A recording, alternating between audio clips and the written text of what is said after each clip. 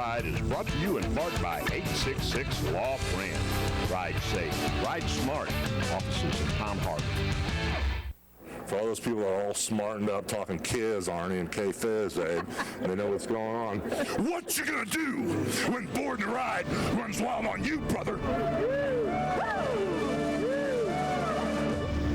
When it comes to affordable motorcycle insurance in Florida, Georgia, or Alabama, there's only one name to remember. Jeff Ard.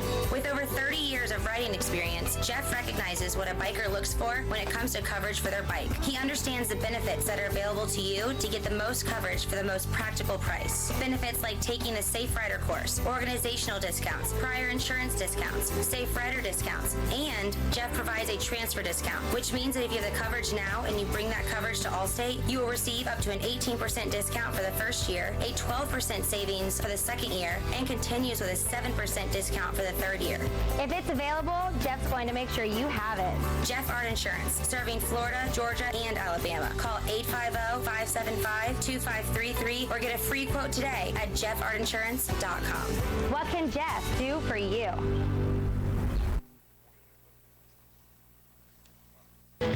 Find us on Facebook, Born to Ride TV and magazine, the ultimate multimedia biker experience. So, what is love? Love is being independent. Love is dancing. At Shriners Hospital for Children, love is that you smile. At Shriners Hospitals for Children, love is caring for a child regardless of the family's ability to pay. If you know a child that needs help, please call or go online today.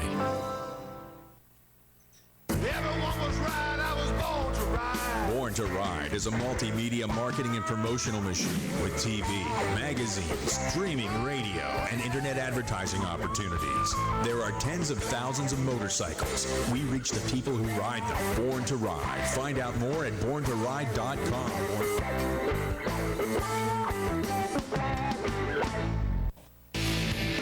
Born to Ride magazine, the hottest, baddest, most popular magazine for the biker lifestyle. Hard-hitting, action-packed, up-to-date, real content, exclusive stories and interviews that always leave you wanting more. Local and national coverage that you can always count on. Born to Ride magazine can now be delivered directly to your door. $39.95 for 12 issues. Order now. Order now. 888-795-5779 or check out borntoride.com. Born to Ride.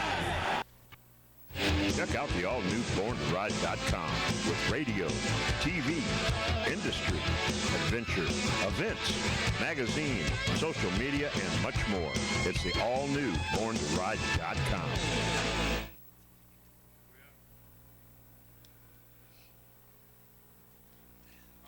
Ladies and, there we go. Hey, Ron, what are you doing, man? Hey, ladies and gentlemen, it's Born to Ride Radio. Hi, I'm Craven. Ron's over here somewhere. He's going to want to talk to you about something, but I'm not sure what. Good to be here, Craven, man. Another week, man. What a week it's been, man. I just got back from Atlanta, GA, and we did the Great American Motorcycle Show. It was a great show, man. Our Georgia magazines were delivered there. I love it up there. We went through. Of course, I was born there. We went through over 3,500 magazines, man, and we were out before midday on Sunday. And luckily, we got rid of a ton of Florida magazines there too. It was a good show, man. A great show. There's thousands of bikers there. I guess they're hibernating for the winter. When they do this show, it starts the riding season, believe it or not. But yeah, that does. Well, you know, it's a little bit colder up there than it is here. Well, that's how it is, man. And, well, you got a leather jacket on tonight with your shorts. Yeah, man. You know that. You know what I was going to say is it was at the Cobb Galleria, man. It was no, right where it is. Place, man. It was big time. I'm from there. Good. Not Corn Cobb County, just Cobb County, Georgia. It is what it is. It's nice up there in Georgia. And God knows we love it. Oh, yeah, you want to focus yourself in a little better. Well, I can turn myself off, and you can tell us about Georgia now. Okay, fad, man. What? I mean, I love Georgia. What? What's the problem? You know what? We got to say a special shout-out to Eddie. Everywhere Eddie is still under the weather, man. Oh, he can't be. He's really out on a paradise cruise with beautiful girl, Lynn. I was fixing to say he is probably not really sick. He's probably in the Bahamas or somewhere right now. Nah, he's out having a good time. But Eddie, we miss you. And maybe he'll tune up on a satellite, and maybe his godfather, Don Provolone, will call today, man. Yeah, I don't know. But I know the studio lines are open, 813-756-6444. If you want to call into the program, it's all good. Let's do that. And because we're going to be here. And, yeah, hey, it got a little bit warmer today. I was actually I'm sporting the shorts today, man. It is what it is. What do you got there, man? What are you doing? What are you doing? All right. No, man, I know those phones are lit up. We'll take some. But wait, we got people calling in already, so hold on. But, but we'll get to them. Yes. So I wanted you to give the preview of Georgia and what you did up there and all that mess. So what do you got going on with that? Well, it's another market for Born to Ride. So it's a lot of great bikers up there, a lot of motorcyclists. We're up there promoting the flat track.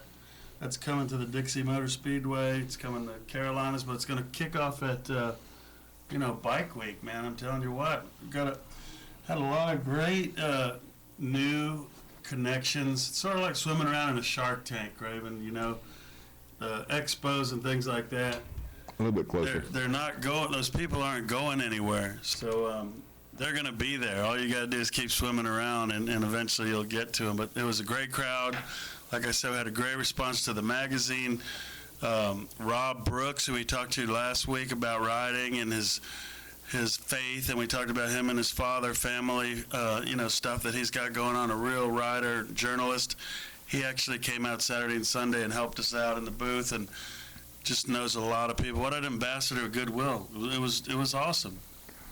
All right, so when we you talked about Georgia being like, it's almost like an alternative market. It's not really. I mean, Born to Ride's there. So well, it's the second market for us. We have the magazine there. I used to deliver that. Yeah, man, that's a long haul up there. Debbie and I went up there by ourselves. We had like a date weekend. Well, you probably needed that. It was crazy. Well, she never would go to Georgia with me, so I mean, it is what it is, brother. Man, it was crazy. Johnny from the Llamas wants to call in today. That thing has got loaded now. I gotta put it down. Born to Ride Radio, you're on the air. Hello. I can't believe somebody calls in and then they don't want to talk. Well, maybe it's just the phone system. I don't think so, though. Well, that line works. Let's see. Are you calling in for the program? It's 813-756-6444. And, yeah, we'll hook you up. We'll put you on. No problemo. So anyway, back to the real deal. And the real deal is, you just got back from Georgia. Well, I know. It is a long haul up there, but I always enjoy going there because it's, I don't know. Hey, it all pays the same. Well, we finished the Florida magazine, and a lot of good stuff's in the Born to Ride Florida edition, which is the February issue. And I'll tell everybody right now, Triumph of Tampa is on the cover, man, and they've got an amazing thing. They have an award-winning staff there. It's the #1 Triumph standalone dealer in North America, man. Can you dig that? No, I can believe it, too. I've been there. I think I deliver there, huh? Yeah, it's right next to Harley-Davidson in Tampa. A lot of great motorcycle stuff going on. And it's going to be one of those things. They're going to continue to grow and get better and bigger and better. And I don't think they're going to sponsor me a brand new motorcycle, but we'll never know until we get there. And so it is what it is, man.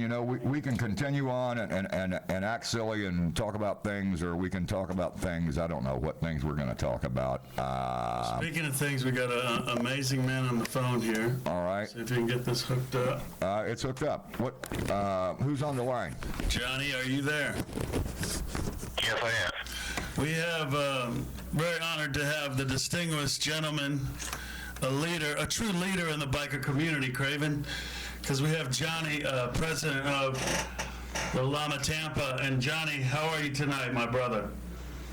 Good, Ron. How about yourself? We're having a great time, man, and it's going to be a big weekend.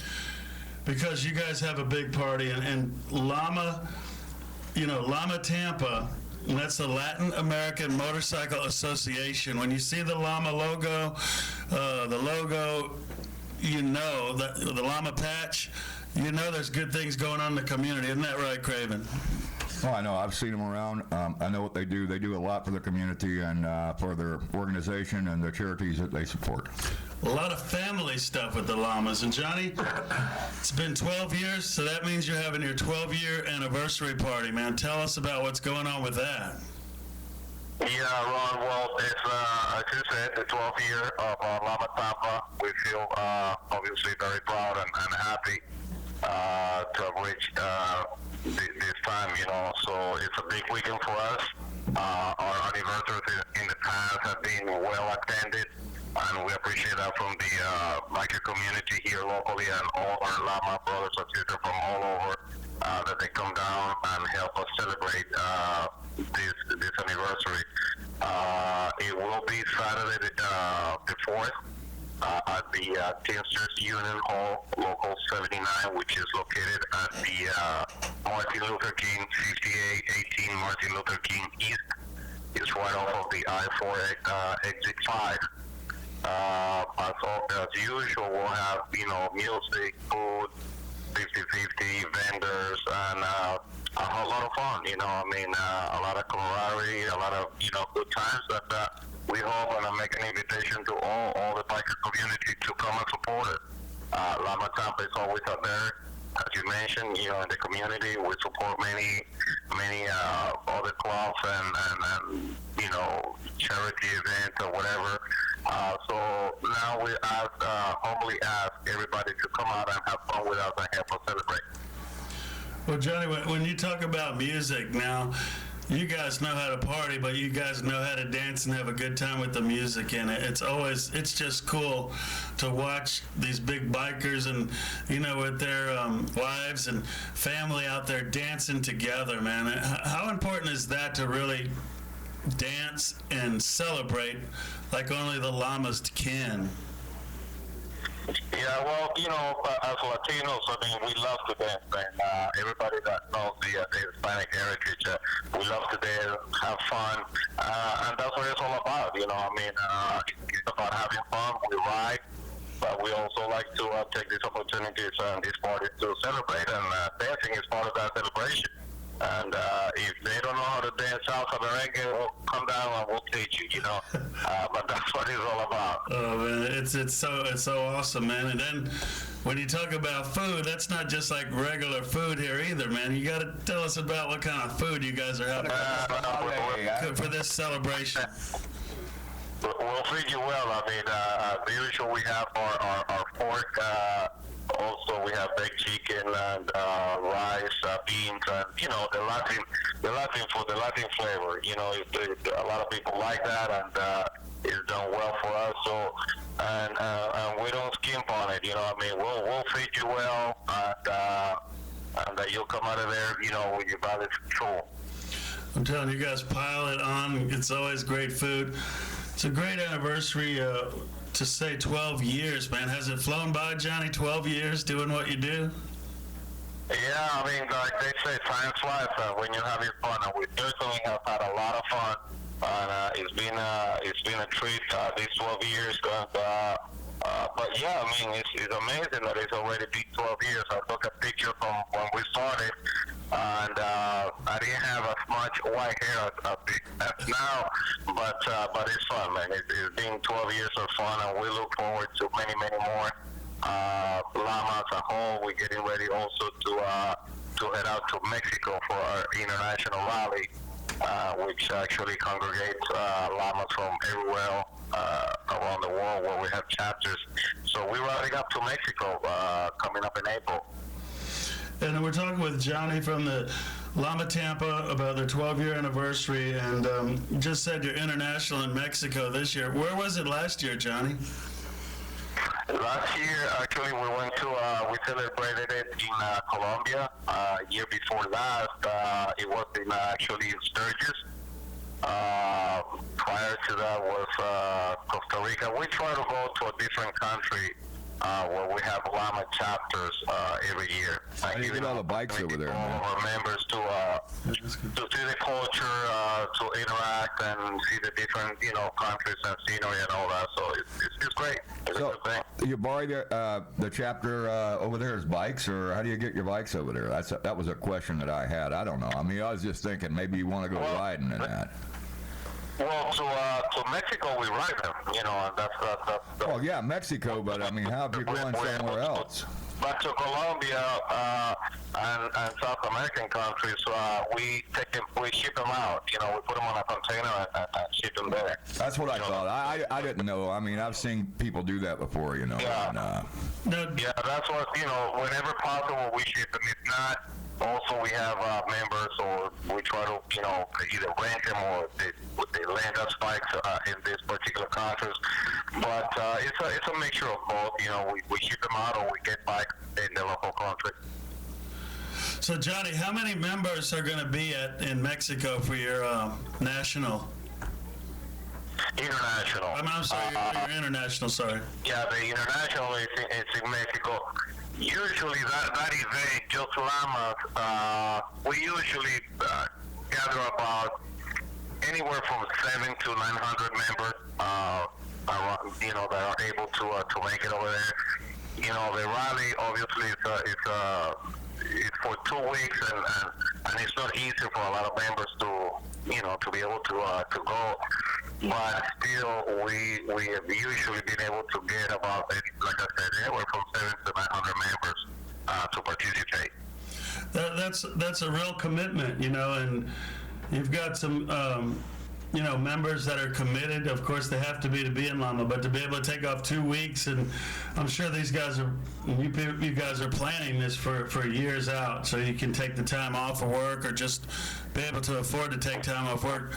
It just goes to show that the guys and people in your club are organized, and they're not the average just Joe Blow. These are all walks of life, right? You got guys that are from blue collar to white collar, business owners. You yourself are involved in real estate and insurance, isn't that right, Johnny? Yes, I'm a local real estate agent, and I'm insurance, but mostly real estate now. But yeah, I mean, we, Llama members, that's what it's all about. We want, blue collar, anywhere. I mean, we don't care religion, gender. We just want to have fun. People that love bikes, that love the adventure, and are really willing to ride. And that's all. What you do for a living, we don't care as long as it's legal. We have members that do all kinds of work, and that's fine. That's the variety. It's what makes it fun and good. Definitely, and that's what's so cool about the diversity of motorcycling, our motorcycle community, but Llama for sure, because like when you see the Llama brand in a party, it's going to be welcome, happiness, and fun, togetherness, brotherhood, sisterhood. But Johnny, where are some of the chapters from internationally coming from? Like, tell us about the chapters were in countries that we wouldn't even think Llama is there represented.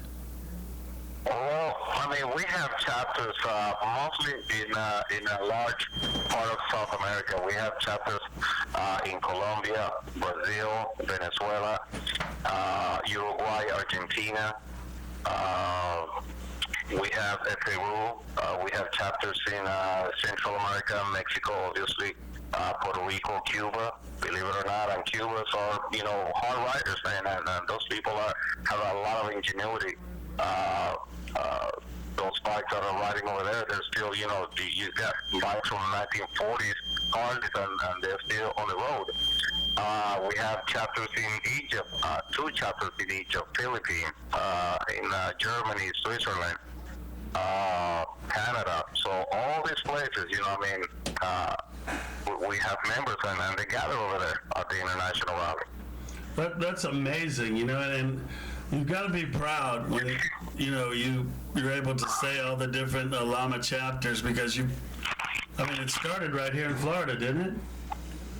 No, actually, Llama started in Chicago, and we're going to be celebrating our 40th year.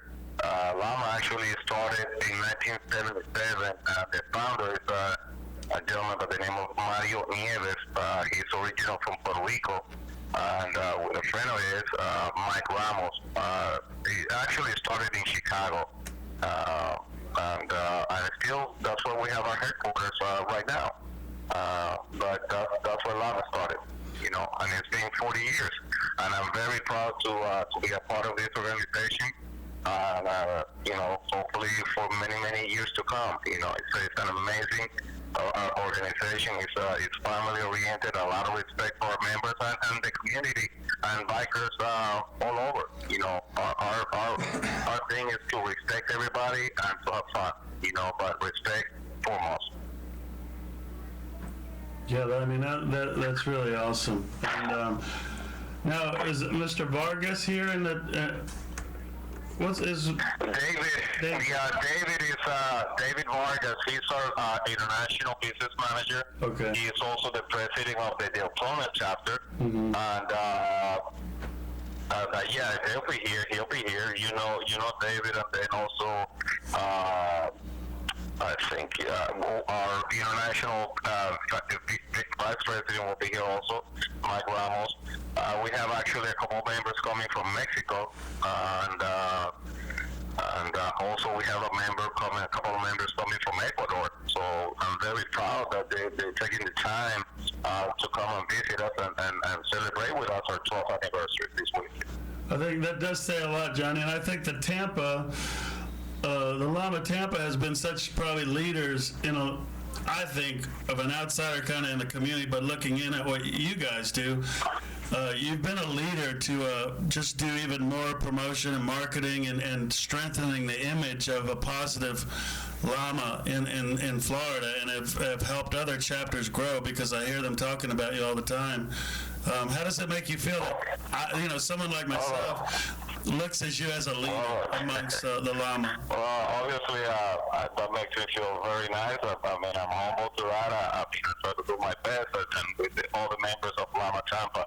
And I think that any leader is a reflection of his members. You know, my guys, and I call them my guys because that's a group of people that are fantastic, man. Llama Tampa, all the members and houses that we have, that's what makes the chapter. That's what makes us, whole. And we have a fantastic relationship among ourselves, among each other.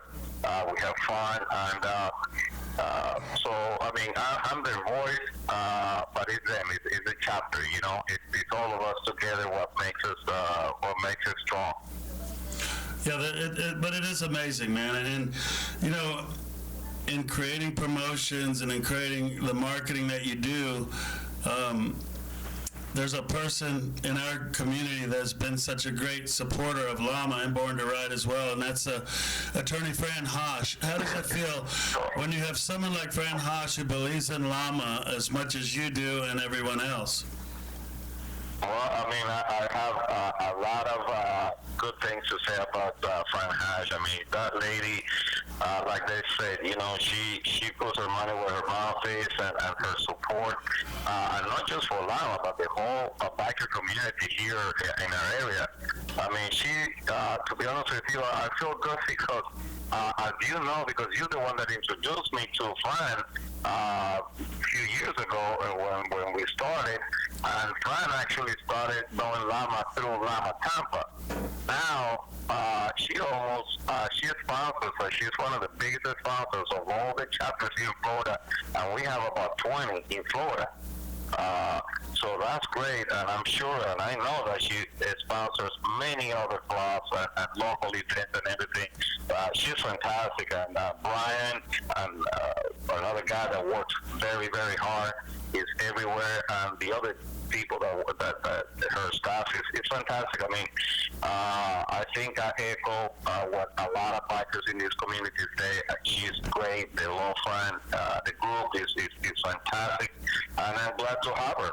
To have her among us, helping, because she's a lot of help. Yeah, we're talking about Attorney Fran Hosh. That's 866-LAW-FRAN, and she's always there for us, Johnny, and I know she loves the llamas and has some great support. Now, I wanted to ask you, because are you still the international treasurer of llama? Yes, I am. I still sit in the international board. I'm also very proud to have that position. It's a lot of work, but it's great. You know, it's good. So yes, but I'm still sitting on the international board as a treasurer. Now that you must be good with numbers, then, right? A little bit. They say the money man, but that's not. Well, but yeah, I like that. Crunching the numbers. What does that entail? That's got to be a pretty good duty to do that. What? Just fill us in what the national treasurer is in charge of. Huh? Yeah, that's a job. You know, like it's a treasury job. It's to account for all the money and the payments of what we need to do internally. And so yeah, I mean that's you know the accounting of the club. Right. Basically. Well, you know, make sure that we do it. Yeah, go ahead. I was going to say that people think, oh, it's just a club, let's go riding and have fun. But llamas, another thing I respect about llama and what you've accomplished is, well, from the creator himself, I'm sure, but in Chicago. But you know, it's a business kind of. You know, I mean, I would say it's a business of having fun and riding, isn't it, Johnny? Well, it's a business in the sense that it needs to run, you know, organized. All the books have to be correct. In that sense, we don't, you know, so obviously money comes in through, you know, our members and all that. So we have to be accountable for everything. We have that obligation to our members and actually to, you know, to the state to file all the proper forms and all that. You know, so yeah, without that we wouldn't be organized. And llama is it's a very well kept organization, and we go by the book. That's awesome, man. And you know, with the party coming up, we're talking to Johnny from Llama Tampa. The 12th anniversary party is this weekend. It's Saturday, February 4th. It's at the Teamsters Union Hall. Craven, you ever been there? You know what that is? It's a great party coming up. Yep, I've been there. I've seen it. I don't know. What is it on? I'm Buffalo. It's on Martin Luther King. Yeah, MLK. Buffalo. You know, I'm old school. I still call it Buffalo. But anyway, it is what it is. Yeah. What about? Do you have anything to add to Johnny with the? I mean, this is a great organization, the Llama, man. I went to a lot of their. I went to their parties before, and you know, whatever organizations I was involved in at the time, and you know, we always had the respect for them, and vice versa. It's all good. That's very cool. So, Johnny, one thing, too, happens at your anniversary parties. You always kind of reward, usually, new members. They get their patches. Is that going to happen this time? Well, sometimes on the chapters, if they have a graduation from one of their members, they can do it at a local event. I don't know. We won't be doing one ourselves. I don't know if any other chapter, but if any chapter wants to graduate a member, we can certainly, you know, we'll do that. We do have the trophies for the for class with most members, and we'll have the bike games with trophies, and you know, some trophies to basically thank our chapters that are coming with most members and all this type of stuff. So it's part of the fun. It's part of, you know, saying thank you and a little token of appreciation to the people that show up. That's awesome, man. It's this Saturday. And I did see that a friend of mine is back in Llama. He was gone for a while, but Willie's back. Yes. Willie and his wife Patricia, yeah, they're back. They were announced for a little bit, but now we're happy to have them back. That's really awesome, man. It just shows that you always got to come back to the home, man. And Llama's a great home to the biker community, people. You can't miss it this Saturday, February 4th, the 12th anniversary for Llama Tampa. Johnny, any last words? Yes, sir. No, I want to thank you and everybody in Born to Ride, all you crew, man. You've been fantastic throughout the years. And I thank you for your support. And again, I have the biker community and everybody listening to this show to come out and help us celebrate, join us in celebrating this 12th anniversary from Llama Tampa. You'll have a lot of fun, and hopefully you make it around. You know, you stop by and say hello and party with us. Yeah, we're coming for the food, man. Thanks a lot for calling in, Johnny. All righty. Thank you, guys. Have a good one. Thank you, Johnny. Bye-bye. Thank you, Johnny. And that's Johnny from Llamas here in Tampa, the Llama Tampa chapter, big chapter. We had, like I said, we've had a lot of stuff going on with them in the past, and whatever it is. All right, so we're still taking calls now. If you guys want to call in, you can do that. 813-756-6444. And we got a line open now. So, all right, Ron. I'll tell you what, Craven, so impressed with how the Llamas operate. You know, that's nothing but professional right there. Well, they're doing it the right way. I mean, they're going out. They got good support. They got good members, and you know, they're putting on events that people want to go to. In a motorcycle club situation, that's what really counts. You want to have people support you. You want to have people back you up. You want them to come to your parties. You want to provide them good entertainment, good food, and you know, some brotherhood that they might not otherwise get elsewhere. You know, and that's what it's about, being in one of these organizations.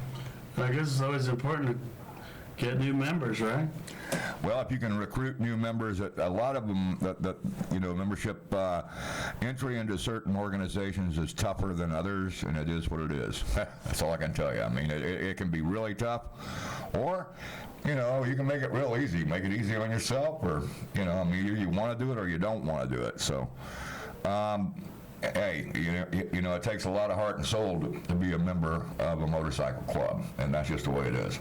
A lot of dedication and devotion too, I'm sure. And that's the main part of it. Is if you're not dedicated, devoted, and in it, then why even try to go out and join it and do anything? I mean, it's just wrong. You know, it ain't for everybody being in a club, but you look at Llamas, and the Llama organization is. They don't even call themselves like an MC. I don't think it's Llama. You know, it's Latin American Motorcycle Association. That's the, you know, it's an acronym. So when they, you know, when you get into an organization like that, it's not like a riding club or I'm a member of the Hog chapter. It's kind of how do you want to say it? Yeah, it's an organized motorcycle club. It is a business, and they are nationwide, I guess, essentially. And that, whatever that market, the niche market, if you want to say, because, as a matter of fact, I think there's some guys in there that aren't even Latin. I think there's still some white guys that, when I say that doesn't sound like Trump, does it? I hope not. So, anyway, I'm not trying to say, all right, you know, these guys shouldn't have a motorcycle club, because they should. They're doing a great job. And I'm sure they'll continue to do it. They're too strong for too long, so it's going to be okay. Yeah, and they're open to all people. Like you said, he doesn't. They welcome people who want to have fun, and yeah. We have another call. John, are you on the air? I'm right here. All right, we have John calling in, and where are you calling from? South Florida, down by Port Charlotte? I am in Fort Myers, Florida, the winter home of the Boston Red Sox. Oh, so what's new down in that area, man? Calling from Fort Myers, a caller from Fort Myers. This is John. What's happening tonight, John? Well, I just wanted to thank you for the time on the air, and you had told me to give you a call and let me talk about the little tip of a radio show that we do in front of the live studio audience down here. The show is called Rated R for Recovery. Our website is ratedrforrecovery.com. We have a Facebook page. You can like us on the Facebook and pass us around. And what the show is about, Ron, is about recovery from drugs and alcohol. And how the show is set up is the first segment is an alcoholic or an addict. It's what they were like, what happened, and what they're like today as a sober individual. Our second segment is a business or institution that comes in contact with the addict, the alcoholic, and their family. And that would be like a treatment center or the cops, a bail bondsman, anybody, a psychotherapist, any business organization that comes in contact with the recovering person. And our third segment is music. And we've been blessed to have original members of the band Boston, Leonard Skinner, are performing live on the show. And the third segment being a music segment, the person doesn't have to be in recovery. The only rule that I have is that you don't glorify drugs or alcohol, you don't degrade women, and you keep it clean. And that's about it. So John, there's always a way out, or there's always a way to change what you're doing. Is that correct? You mean there's always a way out of addiction? Yes. Yeah, oh, absolutely. There's many different ways out of addiction. I myself took the 12-step route. That's how I have been in recovery for a number of years. But yeah, there's a lot of different ways. So in addiction, I mean, this is an ongoing. You're never gonna just walk away. So it's always gonna be in the back of your mind. But addiction these days, what do we have? Pharmaceutical pills. You got drinking. You got addiction to amphetamines or cocaine. What's the worst things? What is going on? Heroin. What's out there right now? Like in your typical class, what are they? What's the range there? What's affecting America right now? The most abused drug in America is alcohol, and alcohol is a drug. And that's because it's readily available, it's socially acceptable. So that is the most abused drug. The epidemic that is killing our young people in America is the opiates, heroin, Oxycontin, oxycodone, things of that nature. Prescription drugs like you alluded to prior to this, just a minute ago. And it can start with an injury. Doctors prescribe an addictive substance to you. Your body becomes physically addicted to that substance. And then all of a sudden the doctor says, well, you don't need this anymore. But yet your body is addicted to it and you do need it just to stay well. And then that's what turns the pharmaceutical addict into a street addict, because heroin is a lot less expensive than oxycodone and Oxycontin. So heroin is readily available on the street, and this creates an ongoing cycle and a downward spiral, and it's killing our young people. When you say young people, what do you consider young people? Well, that's a good question. We're talking about late teens to the late 20s, early 30s. So kids before they get out of high school, they're being exposed to heroin? Oh, yes. And mainly it starts as the pill. You know, here, take some pills. We're going to a party. Here, have an Oxy or have a Blue or whatever they call them. I don't have much personal experience with opiates. I never did an opiate. My drug of choice was crack cocaine, and I was a street variety addict. When I came into recovery in 2008, I weighed 135 pounds. I had no front teeth, and I was getting my food with what Publix and other shopping centers threw away in the dumpsters after they expired. Where were you living at the time? I was from couch to couch. If I could pay somebody or knock on somebody's door, I never had to sleep outside, and that is a yet. That hasn't happened yet. And if I continue to do this program of recovery, it won't happen. But the minute I stop, I start going backwards, and then I'm doomed. And were you down in South Florida then? Yes, sir, I was. And how did you change? What made you change, John? Well, numerous arrests. The Lee County justice system is a great persuader for me. And I got sick and tired of being sick and tired, as they say in the program. And I didn't want to, I wanted to be able, my sister wouldn't talk to me, my brother wouldn't talk to me. And I wanted to be able, and I wasn't welcome in my family. And I wanted that to change. So when the fear, and there's a lot of fear involved. We're selfish, self-centered people, and we're fear-based people. But when the fear of remaining the same becomes greater than the fear of change, only then will I change. Well, I mean, I gotta hand it to you, man. I mean, you are a winner because you made a difference. And people, if you're listening right now, and John will probably back me up, you can make a change in your life. You know, there's people out there right now addicted. There's people out there right now probably hitting the pipe or shooting up or drinking too much. But you're probably going, I'm going to kick this one day. I'm going to kick it. I'm going to quit. I'm going to quit. How do they just do it, John? How? Well, first of all, you and I and people that we love can't do it for us. We have to want to change.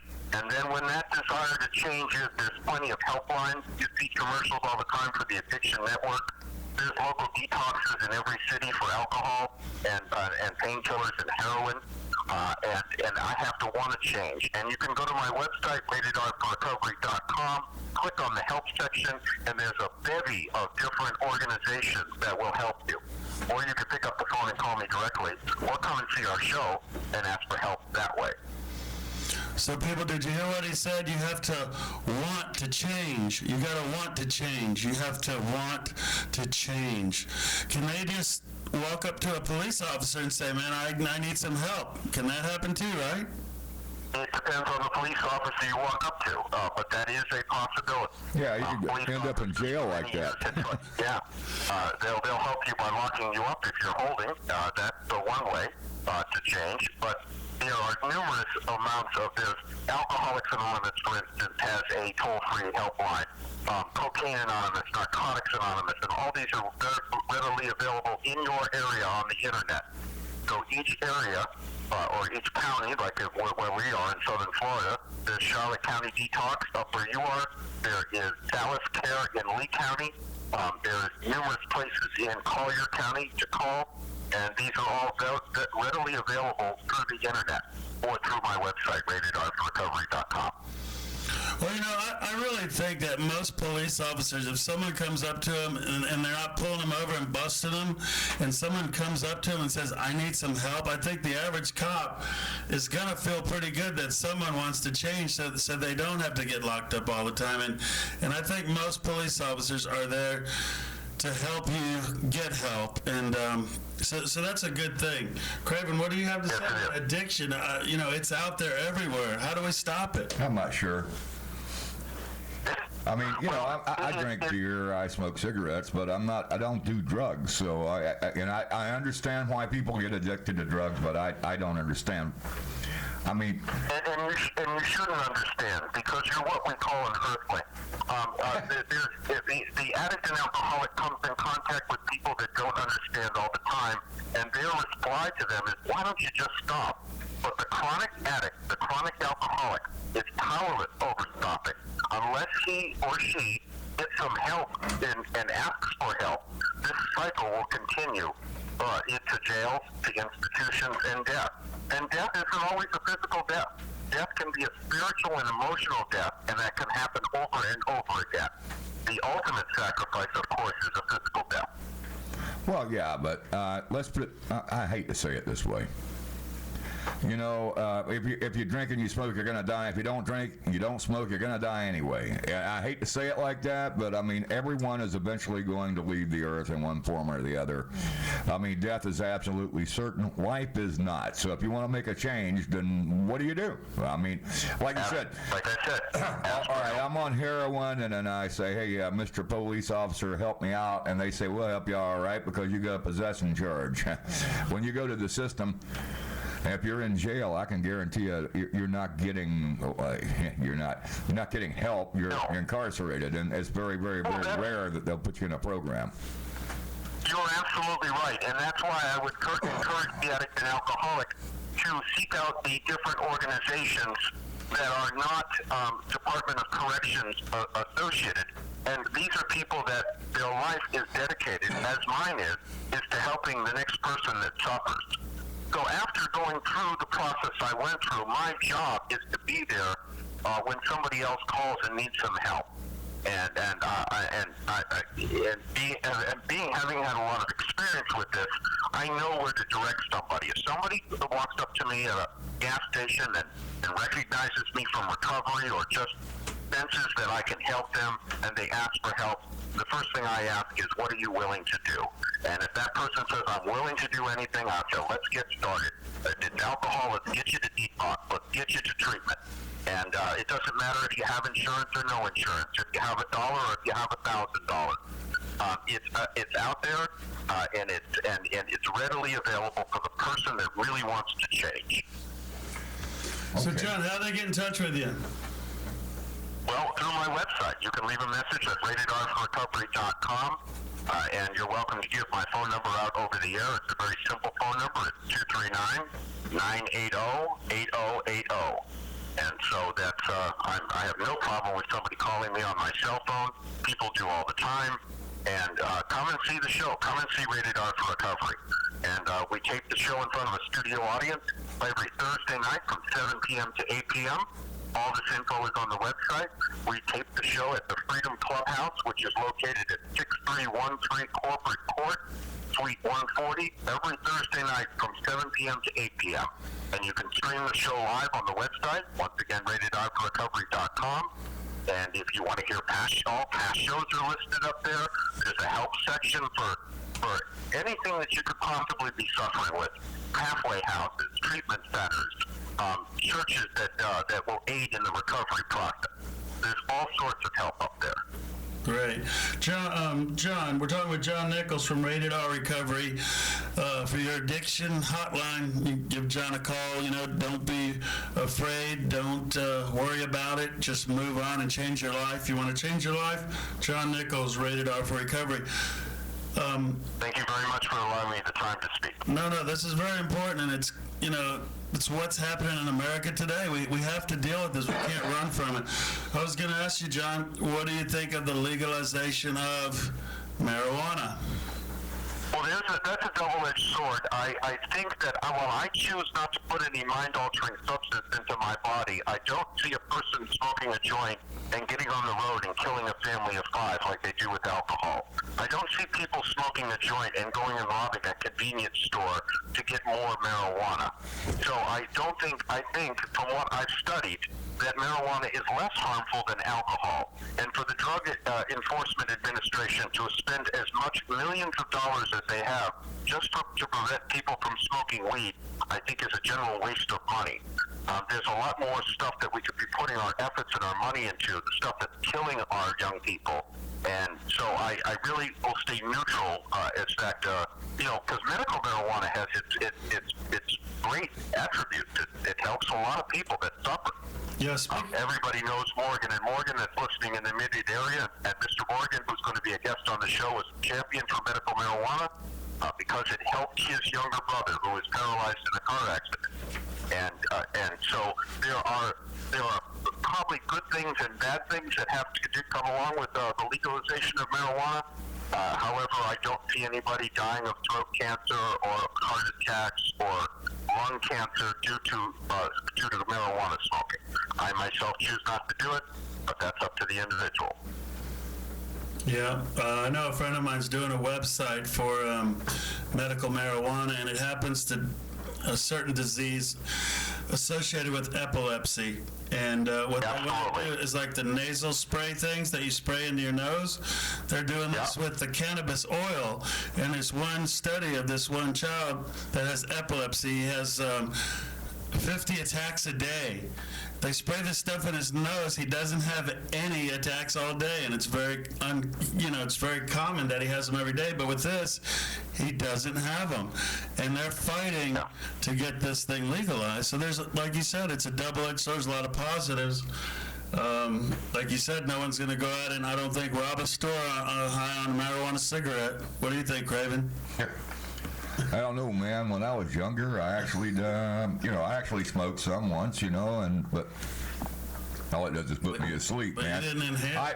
No. Well, yeah, right. I'm going to play that. But no, the truth is that, it puts me to sleep. So I never get the need for weed. I don't do any kind of drugs. Well, I guess Bud Light's a drug, but I'm doing that. But you're not an alcoholic. There's nothing wrong with you having a Bud Light. See, what we talk about is not the person that can go out and have a couple of beers and then stop. The chronic alcoholic, once he starts drinking, cannot stop. The chronic drug user, once he starts using, cannot stop. And mentally, they're constantly thinking about when am I going to drink again? When am I going to use again? So that is not you.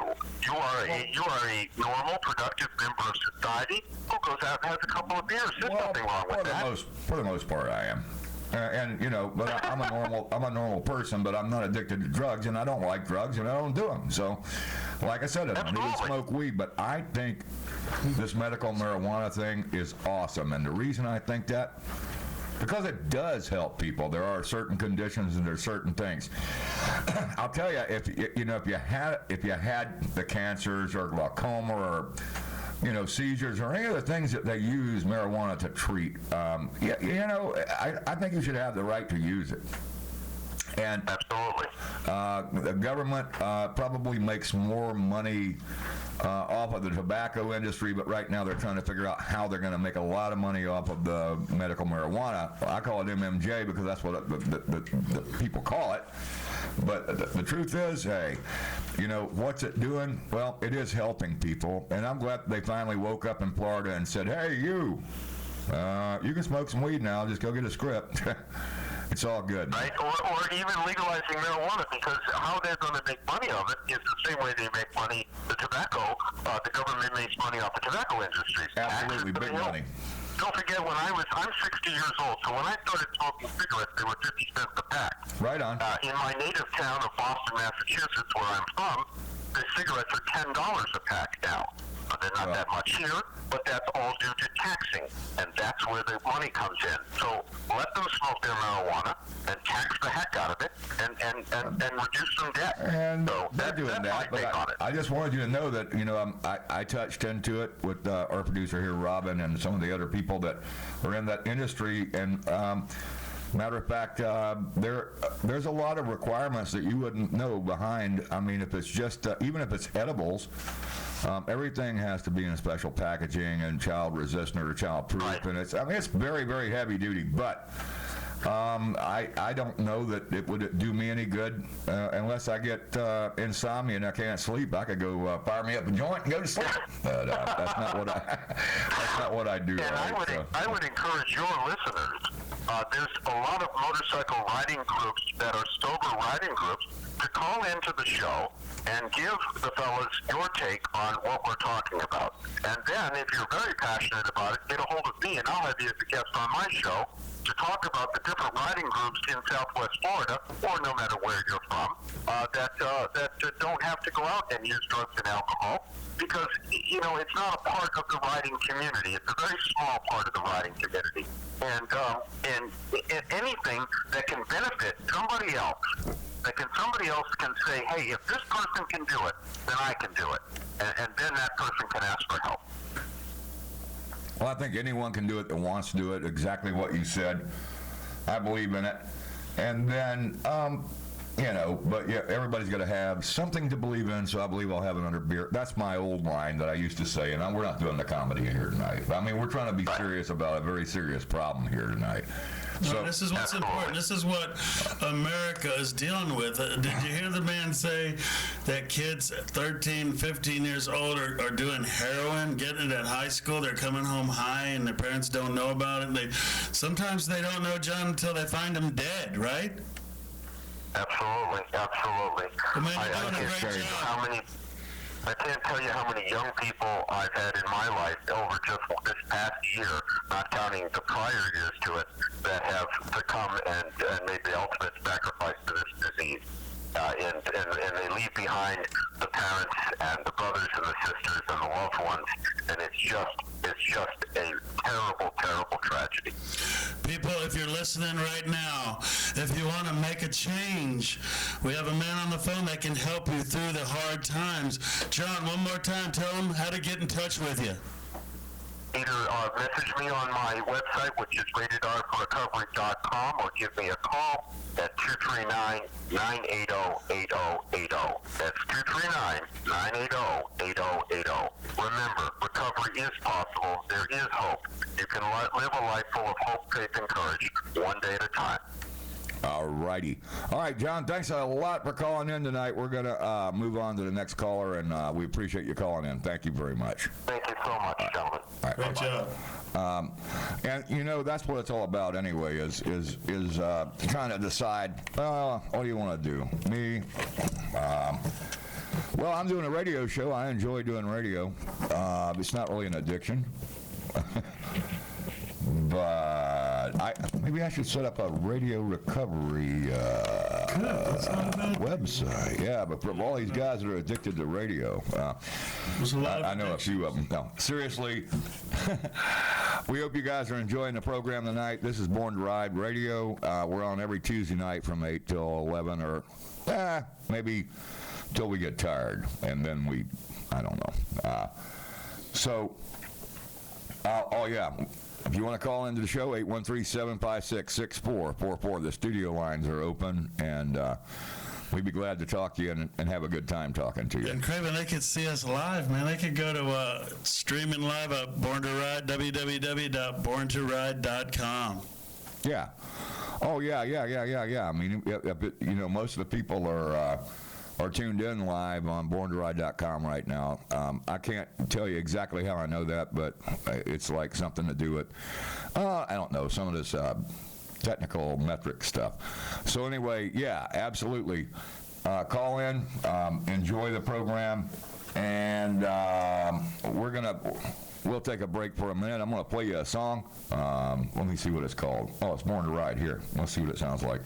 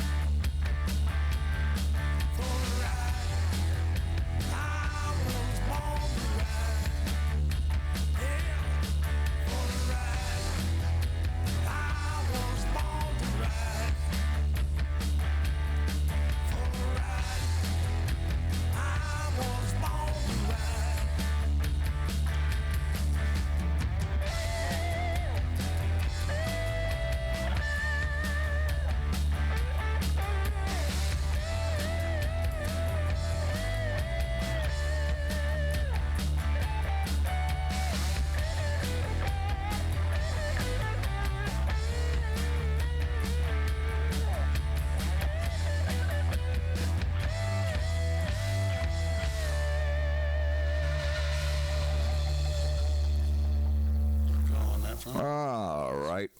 Hey, was that? Yeah, it was. Okay, you know what I want to do? I'll load up another one. And I'll tell you what we're going to do. We're going to play Bobby Frisk because everybody loves him. Now, what song is that? Bobby is good. Oh, wow. We were working on something because we didn't play anybody's music tonight. Now we're playing music here at Born to Ride Radio Station. You can see by the empty inside, she's just a lonely one. A lonely one. Little daddy left told she was 10. And he swore to little Jenny that one day he'd come back again. But you know, she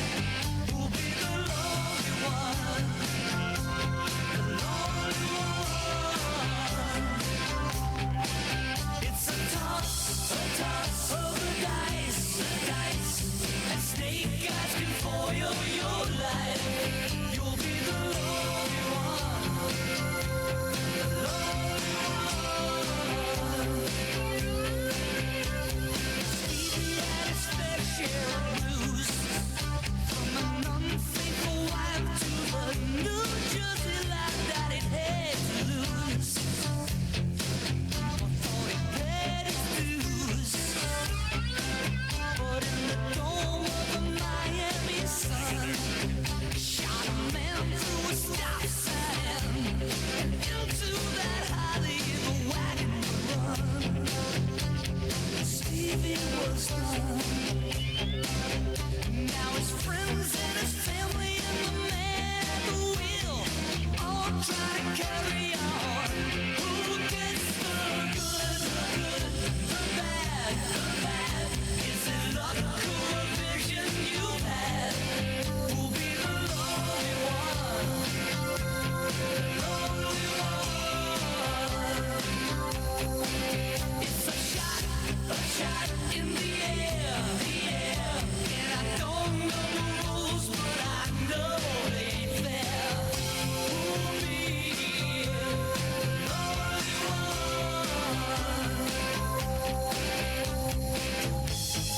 Praising God won't set you free. There's no certain guarantee.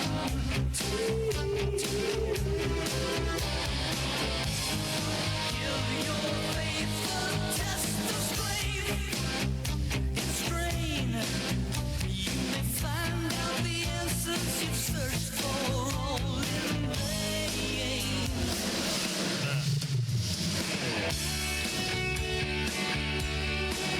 All right, ladies and gentlemen, on the line with us right now, Jeff Ard.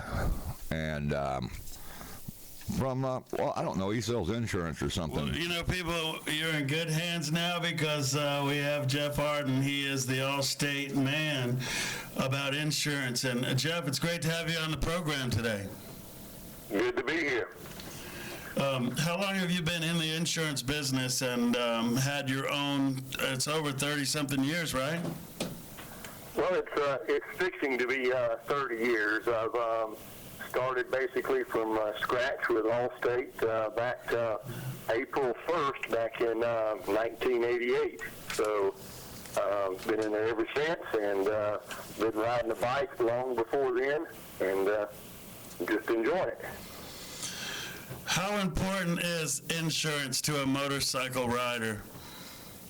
Well, you kind of got to look at, what is insurance, for? I mean, insurance is a tool that, we can all use. Goes back kind of the premise of, why you buy insurance in the first place, the risk that's there. The guy that goes down and buying a bike and says, well, I just want to get coverage so I can drive off the lot. That's one type guy, what he's looking for. Oh, an important thing. You just brought up something very important, because if you're going to finance a motorcycle, you're going to have full coverage, and that's one of the things. I mean, I learned that, but in the state of Florida, there's no law that requires you to have motorcycle insurance that I'm aware of. Correct, but the problem is what you're looking at there. The only thing they require when you say full coverage is really not what they have to have. The only thing they have to have is basically physical damage, which is collision and comprehensive, to cover the lien holder to drive off the lot. Right, that's what we wanted to say. No liability coverage. Yeah, absolutely. And here's what it's all about. Yeah, you got to protect the bank, right? But exactly. And the rest of it, not necessarily protecting you or personal injury by uninsured motorist, et cetera, et cetera. So I wanted to make that a point clear to all our listeners, and that point is that, you got to buy what they call full coverage, but it's not so much every time. So let's get down to the basics, nuts and bolts of it. Right, and in the state of Florida, what's interesting, we're a no-fault state. So on an automobile policy, you have to carry what they call PIP protection, which is personal injury protection. Well, on a motorcycle policy, which is always separate from your auto policy, you're not required to carry that, and you can't carry it. No company even offers it. So the only thing that you've got to fall back on, if you don't have any protection for your health, so to speak, or your injuries, is either your health care or uninsured motorist, or a lot of times very limited medical payments that you can buy on a motorcycle policy. So when you get on that bike, you've got to understand that it's your responsibility when you ride off. Am I protected? What have I done to protect myself? Do I worry about it, or do I not worry about it? Well, I don't know, man, but I can tell you that yeah, if it gets stolen or if you wreck out, yeah, I don't know any insurance company that would cover PIP on a motorcycle rider. Honestly, I mean, the risk is high, and there are a lot of inexperienced riders coming out and doing things, and you know, that's nothing to say that, you know, that they won't gain experience. And I've got one thing that I've always said, and I don't know if it's correct or not. I said it's not a matter of if you wreck your motorcycle, it's a matter of when you wreck your motorcycle. It is probably going to happen. Well, not by your own fault. I mean, you could be a good rider, bad rider, whatever, but guess what? There's people out there, their cars are a magnet just aiming at you. You know what I'm saying? Oh, yes. You know, when you look at how some are maintained and so forth to see what you think, you said a minute ago about new riders and so forth that, you know, get on a bike and ride off. Well, think about all the new drivers every day. The kids that all of a sudden get their license at 16 and all of a sudden he's out there. Statistically more. And has a car and he's driving for the first time. More teenagers. You know, the 85-year-old guy that can't hear or see anymore that's driving out there. Absolutely. So what's going to happen to you if he runs into you? Most of the time, I don't care what size car it is, he's got a lot more, you know, weight than your motorcycle than you have. And there's no protection. Jeff, I mean, you're out there. Jeff, how important is uninsured motorcycle insurance? Well, I think it's very important. I'll talk about what I carry personally myself. I always tell people, I said, hey, if you don't have a health care policy to fall back on, you need to have it. I personally have a health care policy, but I also carry uninsured motorist. Allstate's one of these companies that if you have your auto insurance with them along with the bike, you can stack the coverage on the automobile and it automatically laps over to the motorcycle. So it's a very cheap way to carry very high uninsured motorist limits. My wife and I carry 250, 500 limits on both of our cars, and I stack that, you know, so it laps over to my motorcycle. I can reject it on my bike, but I've got $500,000 worth of coverage on me and then $500,000 on her because it's a $1 million limit stacked for both of us. So I can be protected if someone who either is uninsured or underinsured hits me and I max out the policy, I've at least got $500,000 worth of coverage. Now, if I'm dead, it's not going to do me any good, but if I'm up in the hospital, it's going to do a world of good. Yeah, so you definitely would recommend the uninsured motorist coverage.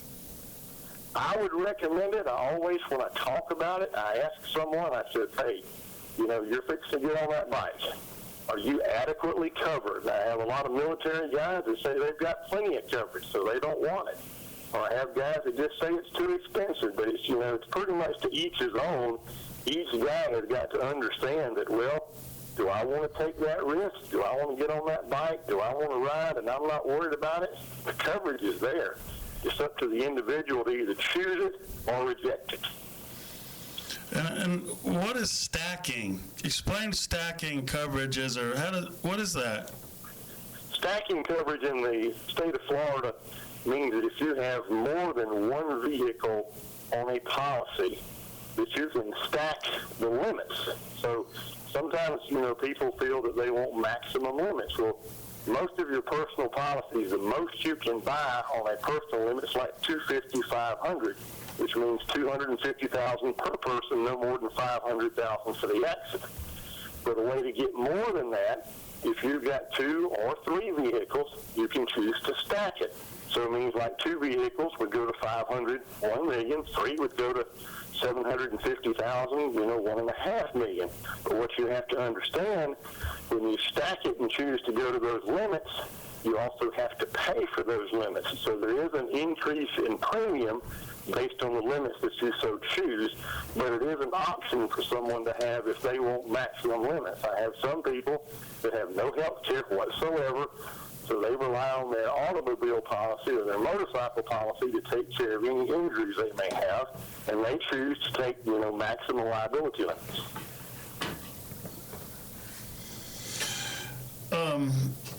But with everything out there, there's a lot of options, and a lot of people don't understand what policies are. It's like reading Greek or something. So if people right now listening, or they see you in the magazine or on the TV show, people, is it okay if they just call you with questions? And maybe, what about, you could check out their policy to see if you could probably help them or steer them in the right direction, or save them money on an altogether new policy from you? Yeah, I have many times. I have people that will just call to compare their policy, or just, have me to look at it. I have people that look at our ad and say, hey, what can I do, based on that? I mean, we do ride a lot of motorcycles. We're one of the largest ones in the state of Florida that write motorcycle insurance. So at any time anyone wants to call me, just to go over their coverage, ask a question, ask me what I would recommend or something like that, I'm always available. If they'll look at any ad, it's not only got my office number in there, but that's my cell number. And that number is there 24 hours a day. I've had calls with people that have had an accident at 12 and 1 o'clock in the morning. They'll give me a call. They'll call at 6 o'clock. They'll call weekends, Sunday afternoons. I'm always available. We're talking with Jeff Ard, Allstate agent. You're in good hands with Jeff. Over 38 years motorcycle riding experience, over almost 30 years insurance experience. How important is it to get with an insurance agent who, first of all, is a rider, if you're dealing with a lot of motorcyclists, and also someone who's got a lot of experience? You've seen a lot of things happen, haven't you, Jeff? Yes, I've seen a lot of things, and it's always important when I tell people, call an agent, someone that's got some experience to understand, kind of what you need when you're on your bike. I mean, there's a lot of guys out there that ride bikes that are agents and so forth. They can discuss the pitfalls with you and so forth. I'm not knocking the 800 numbers, but it's very hard to call an 800 number and talk to one of, 200 or 300 people they've got on a line in the middle of the night, and be able to talk coverage, because I guarantee you they do not understand what's out there. They'll look at the policy and they'll tell you what you want to sell. And these policies where you can go online too and just kind of choose the coverage you want, I would definitely have someone discuss what those coverages are, because that's very important to you, because once you buy it, that's your policy. And like you say, when it comes in the mail, it's Greek a lot of times. And you try to read it and understand what it'll pay and what it won't pay, what's not on there, what's excluded. It takes someone to be able to read that for you. Exactly. And I know, Jeff, this isn't, it's kind of what you pay for, but can you save people money most of the time, or can you steer them in the right direction to save them money or get more quality or more bang for their buck? Can you help them with their insurance problems or questions? Yes, I can guarantee that when they leave, when we've discussed everything, we may not be the cheapest. Sometimes we are the cheapest, but I know that when they leave and I've signed off on that policy, I know that they have a clear understanding of what they have purchased. So if anything happens, they're going to know what they're covered for. Some people choose a lot, some people don't. But when they leave and we've discussed it, they know what they have. Well, I've got to tell you, people, Jeff handles the Born to Ride account. He handles our personal account. And you even do home and property. Is that true, Jeff? Yes, we do all personal lines in the state of Florida. We also do Georgia and Alabama, but we do all personal lines, which is, homes, boats, automobiles, four-wheelers, even a snowmobile if you have one. But, golf carts. We also do life insurance and estate plan. But I do everything for the personal line. I used to live next to the sand dunes, but I sold my snowmobile. But anyway. I'll tell you what, guys, Jeff saved us money on our insurance needs, because it wasn't just one thing. It was, is that called a bundle? Yes, sir. Yeah, when you put your policies together, everything counts. So there are, discounts the more policies you have. There's also discounts the more bikes that you have, more autos you have.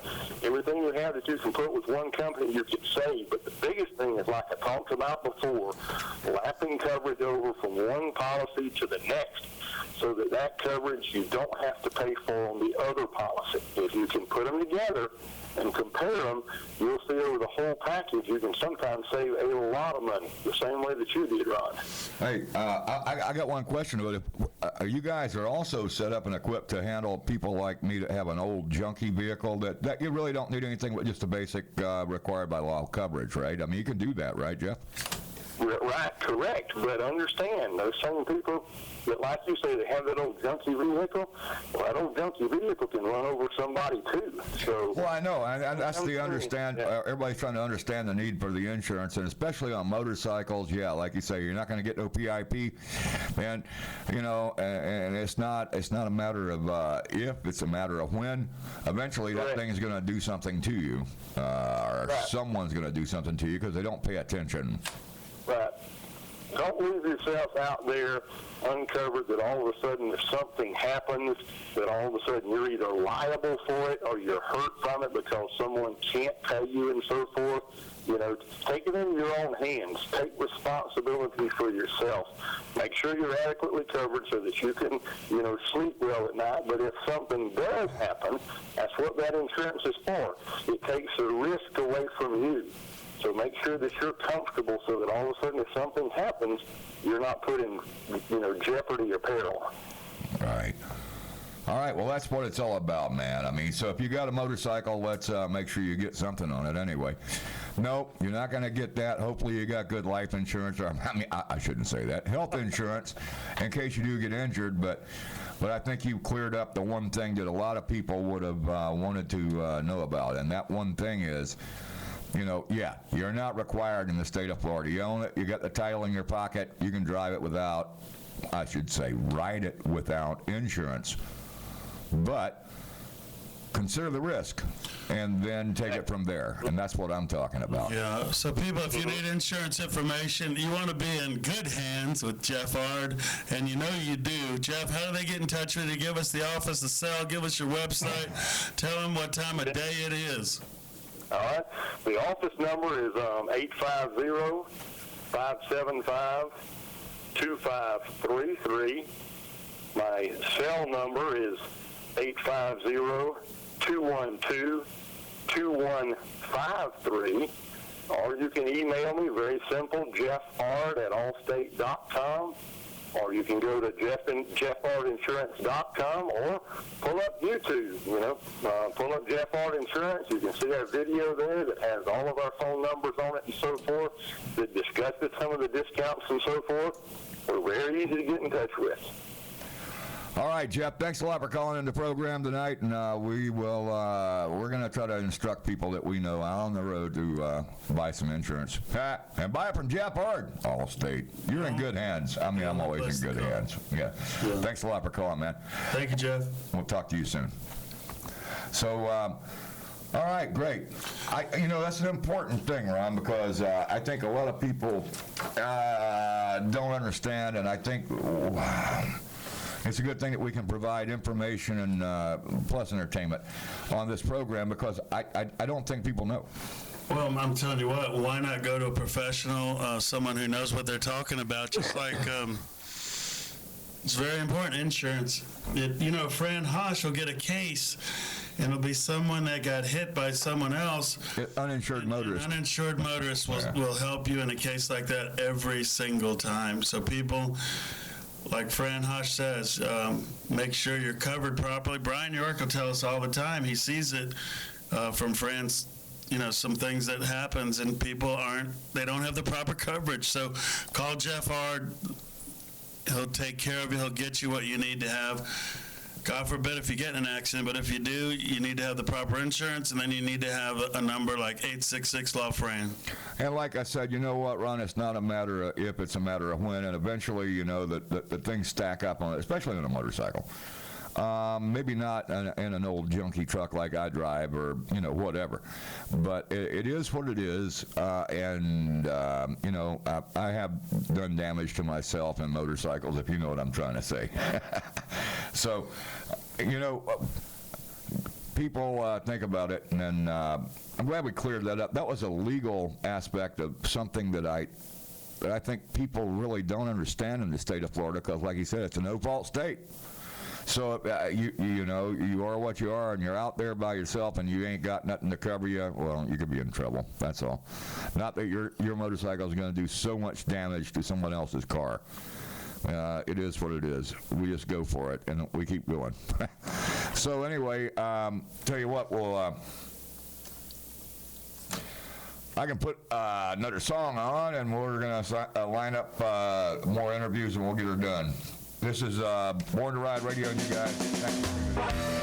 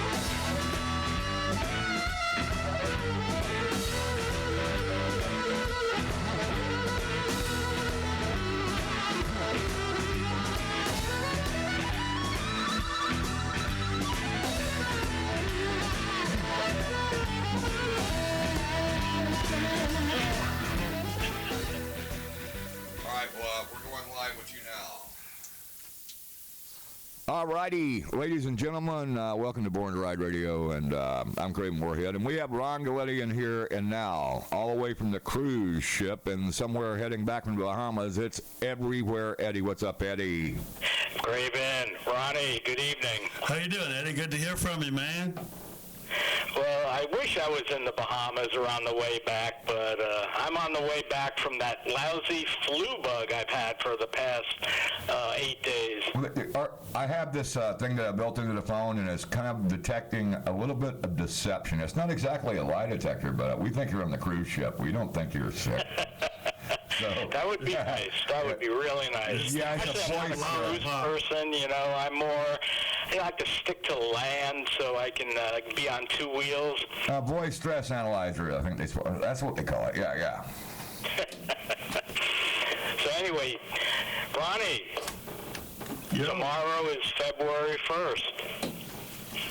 It is. And you know what that means? The February issue of Born to Ride's out. That's right. Did you see the layout? Yeah. Yeah, he posted his page all over everybody's That was stuff. cool, man. Some good pictures of you in the studio. That was really awesome, man. Everywhere Eddie is everywhere. Oh, yeah. So how have you guys been? I missed you last You're everywhere except here where you're supposed to be. Never mind. But he's still here, man. Look. Hold on. Oh, there you go. Put it up There he is. Oh, there you go. Right, keep talking, man. We got you up here. There he is here, Got me up. Hey. Well, it's good to be in the studio one way or the other.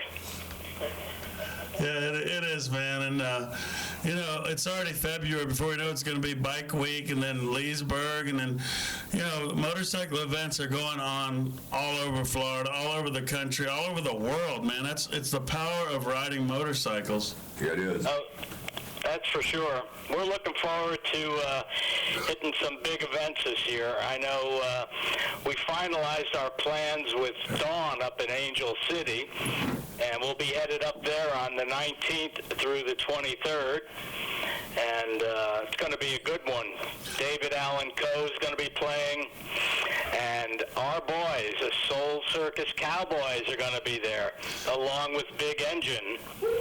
Yeah, that should be really cool. I talked to Billy McKnight today, and they're probably going to be in studio here on a Tuesday, and they're going to do some live acoustic for us and for the viewers and the listeners of Born to Ride Radio live at www.borntoride.com. It's going to be awesome. Yeah, that'd be great. Looking forward to that. You know, Billy and I, we go way back, and we're good friends, and I'm looking forward to seeing the boys up in Angel City. I know they're going to blow the roof off there. It should be good, man. A brand of Florida music like that playing up in Georgia at the one-of-a-kind motorcycle rally, Angel City. For more information on Angel City, just go to angelcitymotorcyclerally.com. And I did see Wayne Smith, the owner of Angel City, this weekend. We were at the Great American Motorcycle Show in Atlanta, and he had a booth set up, and he had a pile of Born to Ride magazines, and you know, we had a great time talking to Wayne and seeing him, and it was a really awesome show too, Eddie. Yeah, it's going to be great. Looking forward to it. We were up there for the fall rally this past year and had an awesome time. But the spring rally, it looks like it's going to be bigger and better than ever. And they already have sold out 300 RV spots. So that usually is a good judge of a big crowd that's going to be coming in. Oh, yeah, definitely. And hopefully we'll be in the middle of that 300 there, so.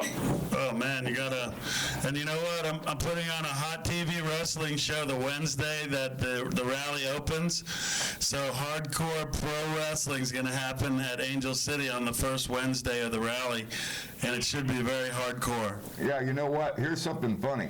I got to say about Angel City, because I went to a national event up there with a certain motorcycle club, and also gone there for other things. But that place is really pretty cool. I mean, it's like a city right built in the middle of nowhere, but it's got everything you'd ever want. I kind of like that.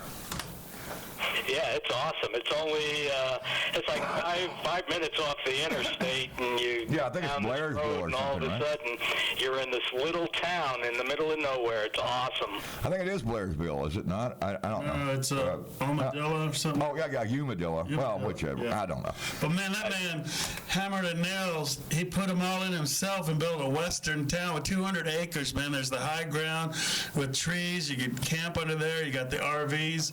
I mean, it's got a road through the whole town. You could ride continuously around this place. A pole barn like no other. He's got cages where chicks are dancing. He's got saloons with the swinging doors. This is the real deal, people. If you've never been to Angel City, I think once you go, you're never going to not go. And I've been to rallies around the country, and I've never been to a rally quite like Angel City. Yeah, Angel City's pretty unique, and a fun time's guaranteed, that's for sure. All right, Eddie. Listen, man. Stay in touch with us. I hope you get feeling better. Tip the waiter when they bring you the martini on that cruise ship. All right, bud? Shaking that stir. All right. Oh, yeah, waiter, can you bring a martini for Craven, please? Thank you very much. Hey, that's one for you, Craven. I like it dry and, without the olive, actually. But it's all good, man. All right, Eddie, thanks for calling in. We'll talk to you again soon, bro. Talk to you soon. See you soon. All right, you will. All right, maybe you'll be back next week, and then, I've got to... well, it'll be all good. All right, Eddie, hope you get feeling better on that cruise ship, all right? Say hello to Lynn. Thank you, guys. Take care. See you, bud.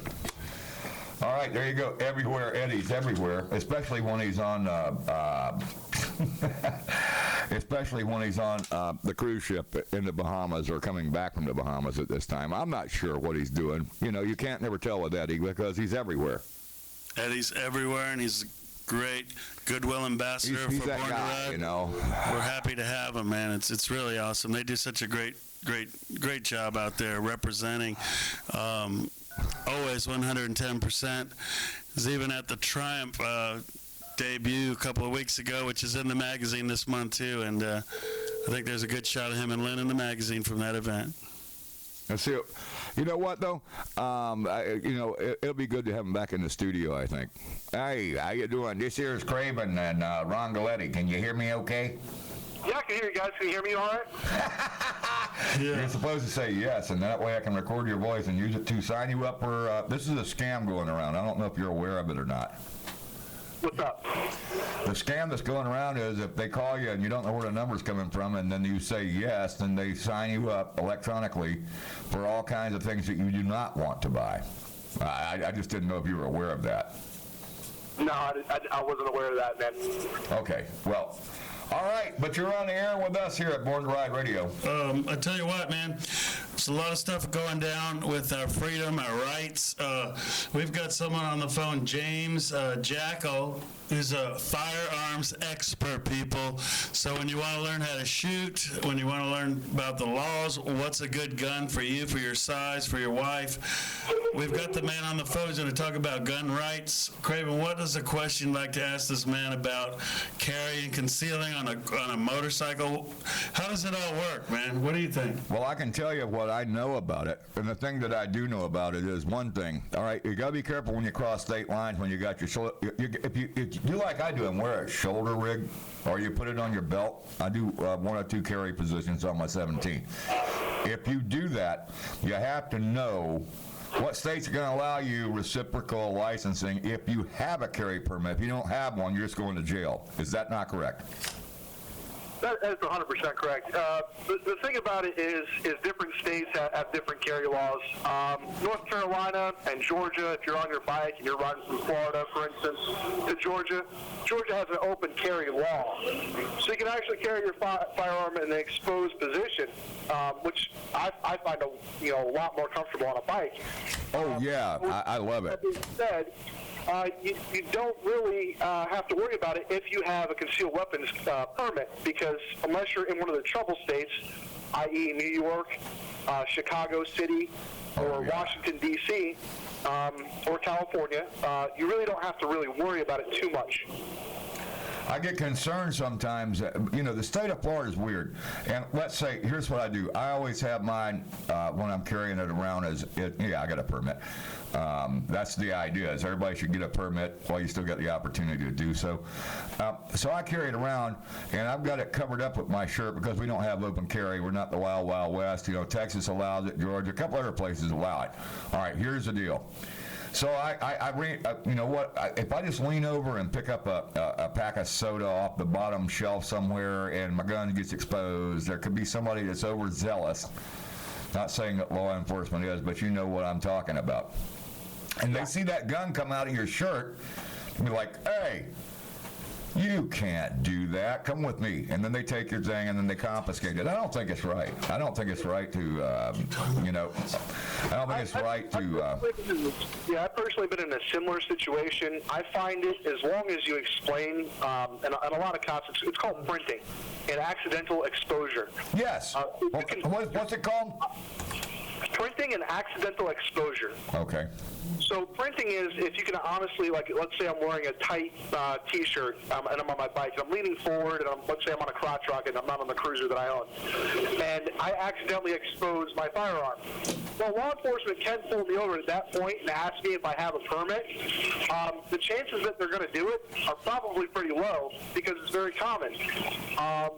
With that being said, you kind of want to take precautions because you don't want to accidentally expose your firearm and then have people look at you different because you're carrying a firearm, if that makes sense. Well, it does to me. But I live in the gunshine state.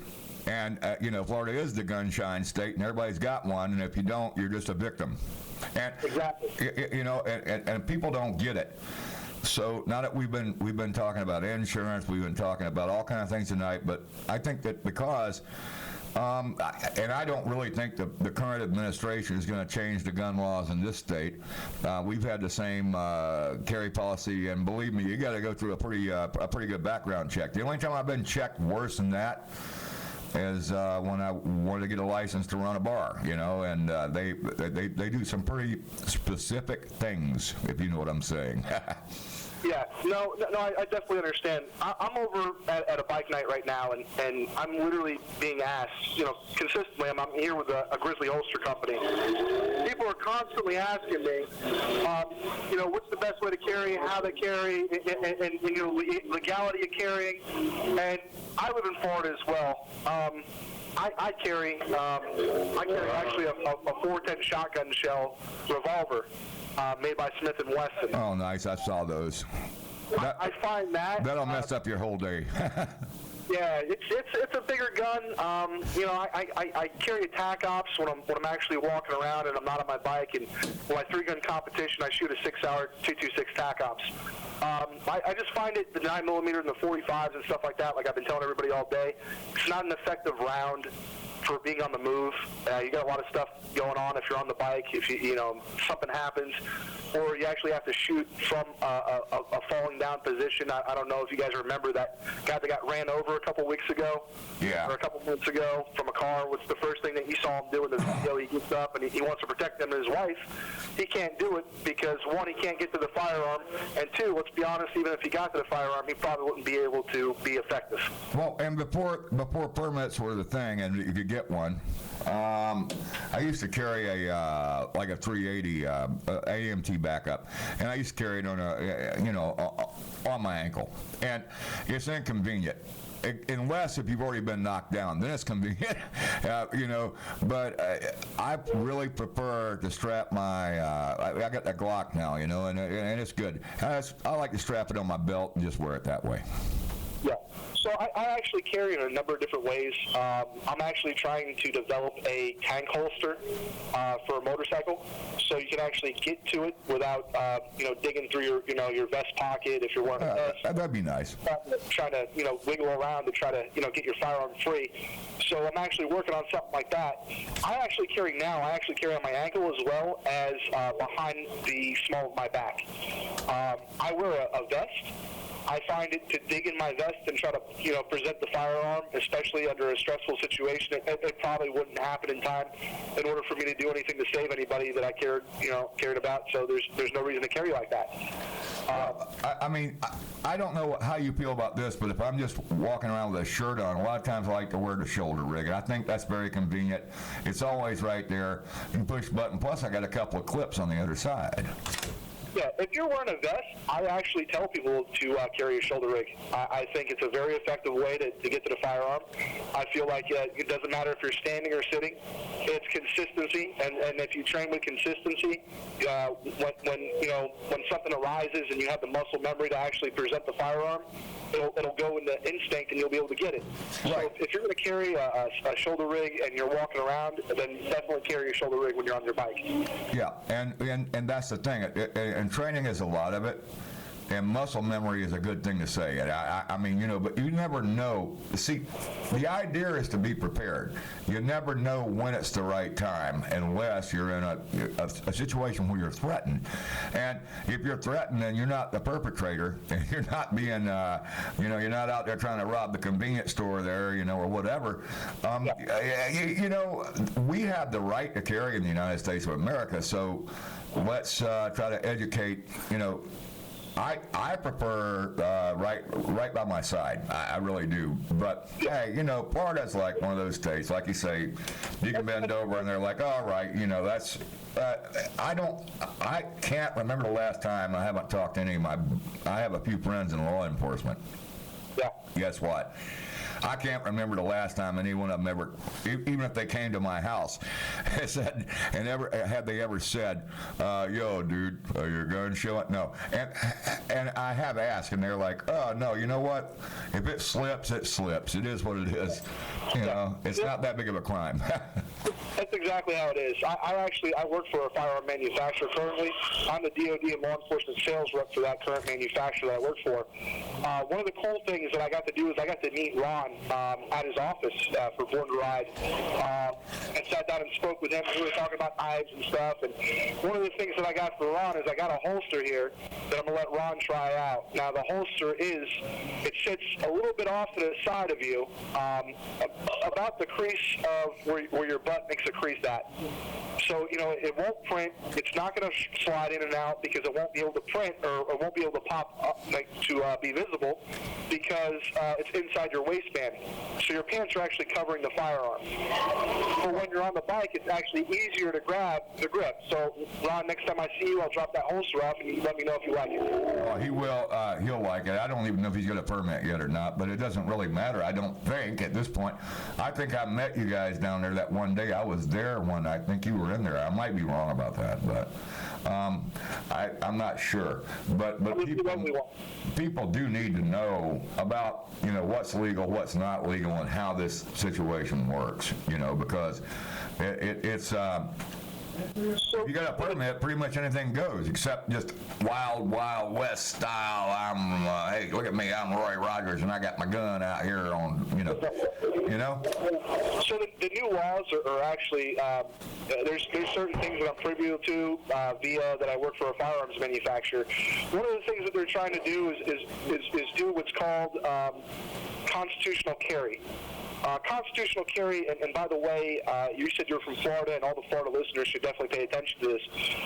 Open carry in Florida actually passed not too long ago. It was actually held up by one man. I know that, but right now it's not on the books, so the cops don't know. That's true. So it's not so. Before you guys go around carrying your firearms openly, just let me explain this so nobody gets in trouble. Basically, what the federal government is trying to do now that Trump's in office is pass a law that says that because you're an American citizen and you are legally able to own a firearm, then there shouldn't be a restriction via state to state and local government that prevents you from endorsing your freedoms. That's one of the great things I love about the motorcycle community. If you ride a bike, you enjoy your freedom. You're a patriot. Correct. And I think 95% of the guys that I know that ride bikes all carry guns. So this is a huge, huge thing for guys on bikes. Yeah, like 99% of all the people I know carry guns, but most of them live here. I'm not originally from here. I'm from Georgia, and I remember when we were not able to cross the state line with our stuff on, and now we are. It's all good. I mean, Georgia's a little different. So when I worked for a different company up in North Carolina, and I got to actually, I didn't agree with open carry at first. I moved up to North Carolina, where they have the same law as Georgia, where you can actually expose your firearm at all times. I didn't know I liked it until I actually got to do it. So if you can imagine coming from Tampa, where you get a lot of crime and a lot of stuff that happens consistently, that when you move up to North Carolina, even in the city area, like Gastonia and Charlotte and stuff like that, those same crimes don't happen because they can visibly see that people are armed. Yeah, and I don't think that the criminals are the people that are out there putting the thing on their belt and walking into the liquor store and trying to rob it. I don't believe that. I just don't, and so whatever Congress says, whatever the government says, well, we just have to deal with that for the minute. Yeah, no, it's not. But what it does do, it does prevent. It prevents the violent criminals. It prevents criminals, period. Because if a criminal can see that you carry a firearm and they're trying to rob somebody, they know that not only do they have to worry about the clerk and worry about the cops, but they also got to worry about you in the store. Yeah. And that one armed citizen might be the one that makes a difference, and that's what it's all about. It happens time and time again, man. That's actually, what happens when I get to hear about stuff at the range. Some of the people that I've actually instructed have gone out and they've done stuff in the police world. And one guy in particular that I got to do some training with, he actually had to use the stuff that I taught him to save his life. So with that being said, when you're in that situation and people can actually defend themselves, it puts a lot less strain on local law enforcement, so local law enforcement can do the things that they need to do to prevent crime from happening. Does that make sense? It does, and then it becomes, instead of having an officer respond, it becomes they come and write up a report about an armed citizen that took down a robber. Exactly. Or a violent crime. I mean, you have to read before you can ever get the license. You have to read everything, and you have to, be able to pass the test, have an ED-214, whatever you got to have. Here's the deal: for whatever it's worth, you know what? Everybody in Florida carries whether they got a permit or not. But I think most people down here do it legally. I know a lot of people down here do it legally, and as far as I'm concerned, just to go back on something that you said, I'd rather read that some Florida citizen stopped a robber in the magazine than read that some robber shot some poor store clerk making $8-9 an hour. Yeah, well, guess what? Those store clerks are carrying too, believe it or not. And I know some of them got baseball bats and bayonets and all kinds of crap behind the counter. And you got to be careful. But if you're just out there and you're on drugs and you don't know, and you're just trying to get enough to get another high, and you go in there and try to rob somebody, you're a POS, but I just want you, and in closing and all this out, we want to talk about this carry law, and we want to talk about so the bottom line is, you think having exposed carry is going to be a lot better in the state of Florida. Now that it's already passed, and they haven't set up the legislation yet. I think it'll be good all over the United States, and this is the reason why I say this. Crime statistically in these states that actually have open carry laws, i.e. Arizona, North Carolina, Georgia, people say that there's a certain type of person that lives in those states. That may be true. But with that being said, violent crime actually, is way lower than, in certain states, and look at Chicago as a beacon of this, as certain states that have restrictions on firearms and restrictions on people protecting themselves. And they have the highest crime rate anywhere else. Exactly. So if you have the highest murder per capita, then how can you possibly lecture me on what I can do and what I can't do? Ooh, that's a nice Ferrari. There's Ferraris out here. There's shoppers out here. There's a lot of nice bikes out here. All right. Do the right thing and, use the weapon to go get me one. I need something new to drive. Okay. Yeah. All right. No, don't do that. I'm just teasing. But how about we do the one last thing that you can tell everybody if they do carry, give them some words of advice, keep them safe and keep their family safe. Well, the first thing I would suggest that anybody do is buy a firearm in your means, i.e., I see a lot of guys that buy a gun because their friend suggested, and they turn around and sell it because they can't afford to train with it. Buy a firearm that's in your means, number one. Number two, train with your firearm. your firearm isn't good if you don't train with it. And I see a lot of people that think that just because they own a firearm, they're going to be able to protect their wife, their daughters, their sons, their family. It doesn't happen.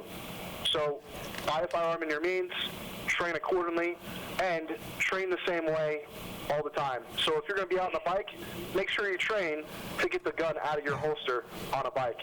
If you're going to be driving in a car, make sure you're aware of where your firearm is so you can actually get your firearm to save you and your loved ones' lives. Well, that's very good. Very, very. I am talking to Jackal, aren't I?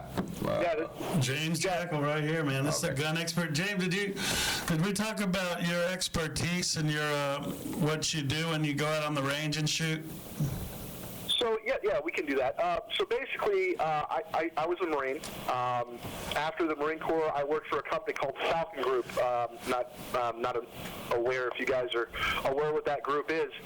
Basically, I did some OCONUS contracts as a security provider overseas. Then I got back and I worked for a firearm manufacturer, worked for a couple different ones, and I am the DOD and law enforcement sales rep / trainer. So not only do I sell certain groups firearms, but I will actually go out to like the Gastonia Sniper Convention in North Carolina or the SWAT Shuffle in Orange County, which is here in Orlando, Florida. But I will actually instruct these law enforcement agents on how to use these new firearms and the tactics that I learned in the Marine Corps. Nice. And you did say sniper, so I guess that's one of those things, you know. And I'm like, yeah, I didn't know they had that going on in Gastonia. Yeah, no, they have a sniper convention in Gastonia. It's actually a great place. Steve Duncan is the SWAT commander out there, great guy. Beautiful range. If you ever get the opportunity when they have the open range day, you need to train with guys that actually have been through something so they can show you effectively what you need to do in that situation. A lot of people think that, movies, that's the way things happen. It doesn't. Train for how you want to fight. All right. Man. Hey, James, I wanted to ask you one more thing. I know you were talking about a new holster that you can put on your motorcycle. You can mount it on there so you can carry and get to it easily. But there's craftsmen out there that can really make some good stuff in leather and for your motorcycle, but also for your needs as a carrier. Yeah, there is. There's one guy in particular that I use. His name is Sean. He's from Grizzly Holster Company. I work with him a lot. Like I said before, I'm a sponsored 3-gun shooter. I do that on the weekends. It's kind of like how I stay humble and I get smacked around by some of the local guys that are, really good at shooting. And they come out and I learn some different stuff and I teach other people some different stuff. But the holster company that I deal with, I like dealing with a company that I can say, hey, you know what? This is some old technology. This worked in Vietnam, or this worked, in the early 90s or late 2000s, or I'm sorry, early 2000s. But right now, this is what we need to do. I like the innovation of firearms. It's one of the cool things that kind of keeps firearms and motorcycles together. There's always something new coming out in the market. So if you appreciate it, there's stuff that you can do with it. And because I like motorcycles, I want to do something that I can build both of them with. I think having a firearm that you can get to on your motorcycle is a necessity nowadays. I feel like that there definitely needs to be some rules and regulations passed to protect the motorcycle rider, especially with firearms. There just needs to be some stuff. And as far as the holster and leathers and stuff like that, I'm sure by me saying this on the radio, maybe in 3 months from now, you might get a call back and somebody say, hey, you know what? I figured out the problem, and now I have the holster that goes on the gas tank. That's the cool thing about giving people information.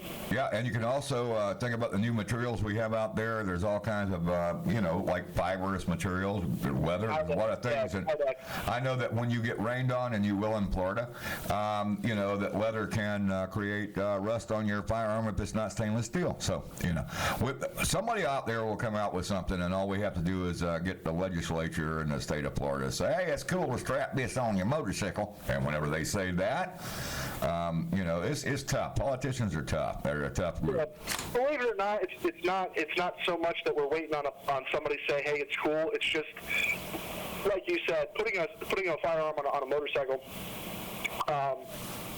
some people aren't responsible with certain things, and they walk away, and that's when it becomes, an issue. But as far as actually having a locked compartment on your vehicle that you keep a firearm in, that's the key word, and that's how you legally can carry a firearm on a motorcycle. Yeah, and also, well, it's that plus, they used to say anybody can carry a gun anywhere inside or out of your house, and if you got one in your glove box and the glove box is locked, they're not going to write you up. But if you got a permit, in the state of Florida, if they ever go and they finally get the open carry thing all the way through, I think we'll be able to just strap something on the tank, Yeah, well, that's the thing, and I'm not saying it's going to be open and easy accessible, I should say. I don't think that it needs to be exactly easily accessible if it's going to be attached to your bike.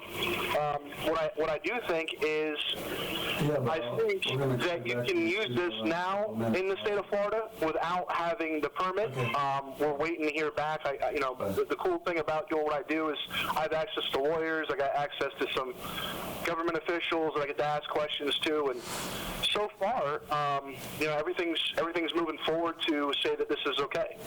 Well, it is okay, and I think eventually that they're going to just say, all right, you know what? I don't know when it'll ever be open carry, but that day will probably come, and when it does, I'm not saying I'm going to do it. I don't have my gun on my belt right now, but that's it's only in the house, but whatever.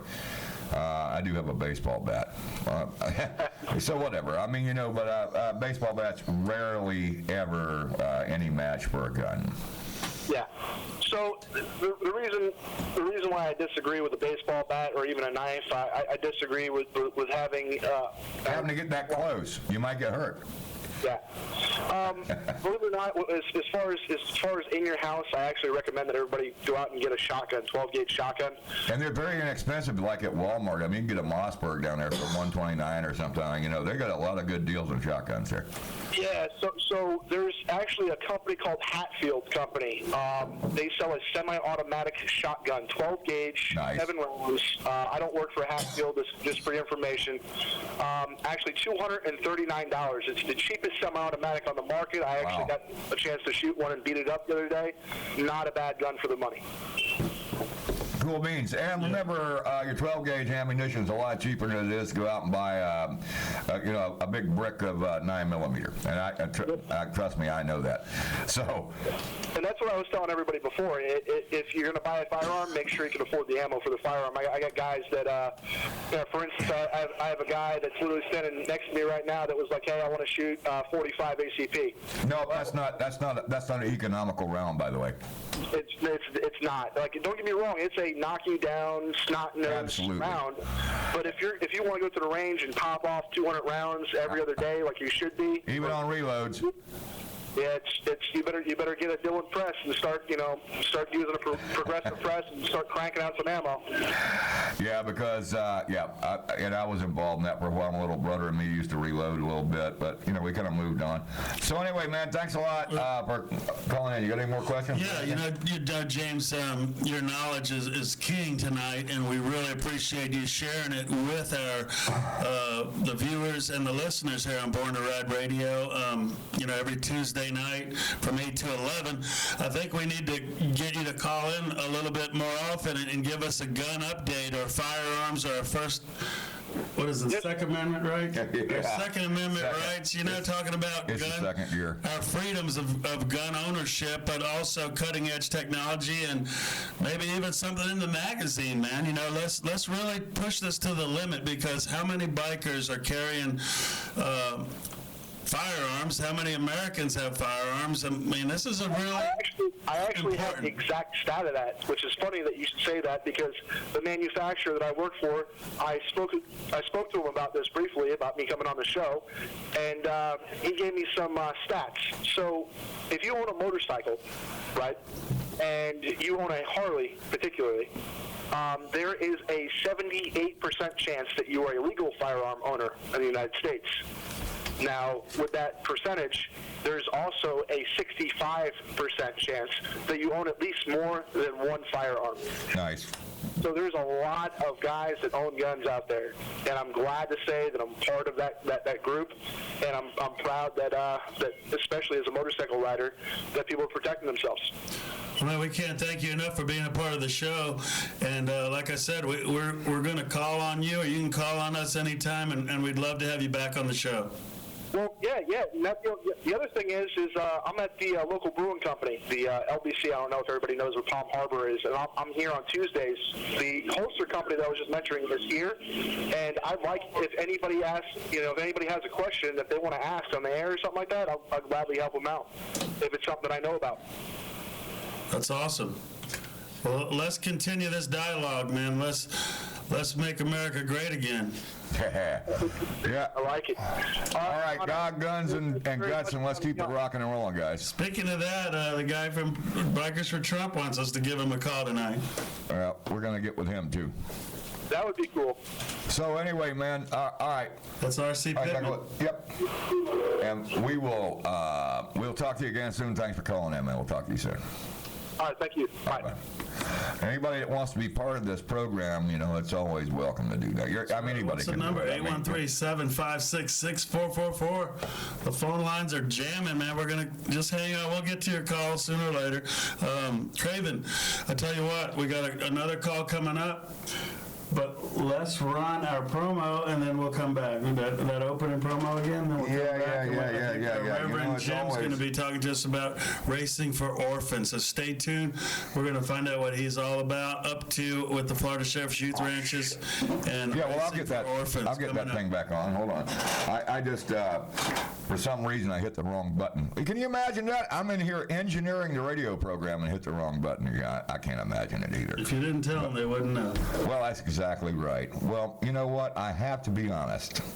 And honesty is probably my worst policy. I don't know. I can tell you this, though.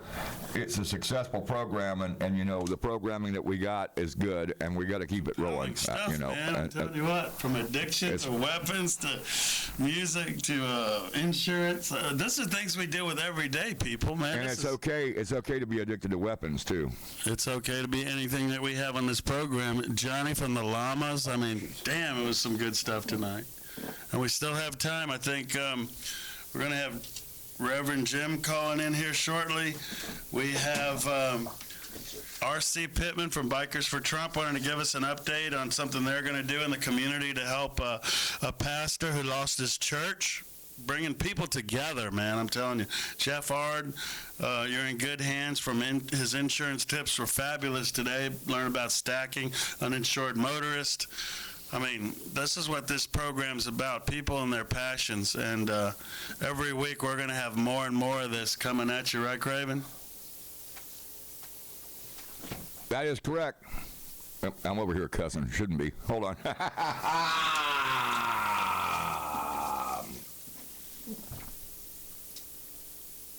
There you go. I knew I could do that. Anyway, yeah, well, we got this program going on. It's going to be good. Stay tuned.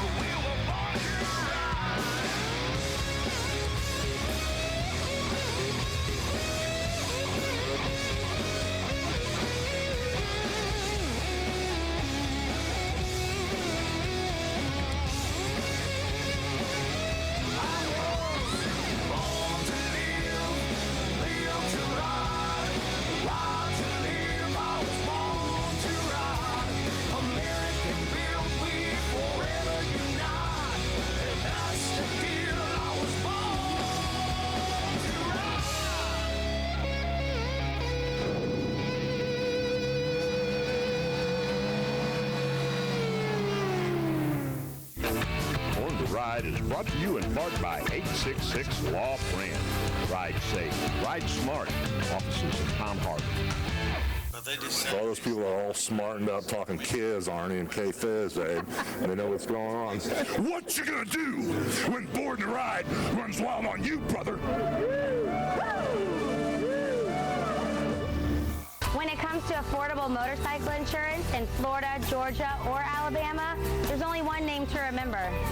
Jeff Ard. With over 30 years of riding experience, Jeff recognizes what a biker looks for when it comes to coverage for their bike. He understands the benefits that are available to you to get the most coverage for the most practical price. Benefits like taking the Safe Rider course, organizational discounts, prior insurance discounts, Safe Rider discounts, and Jeff provides a transfer discount, which means that if you have the coverage now and you bring that coverage to Allstate, you will receive up to an 18% discount for the first year, a 12% savings for the second year, and continues with a 7% discount for the third year. If it's available, Jeff's going to make sure you have it. Jeff Art Insurance, serving Florida, Georgia, and Alabama. Call 850-575-2533 or get a free quote today at jeffartinsurance.com. What can Jeff do for you? Well, find us on Facebook, Born to Ride TV and magazine, the ultimate multimedia biker experience. So, what is love? Love is being independent. Love is dancing. At Shriners Hospital for Children, love is a new smile. At Shriners Hospitals for Children, love is caring for a child regardless of the family's ability to pay. If you know a child that needs help, please call or go online today.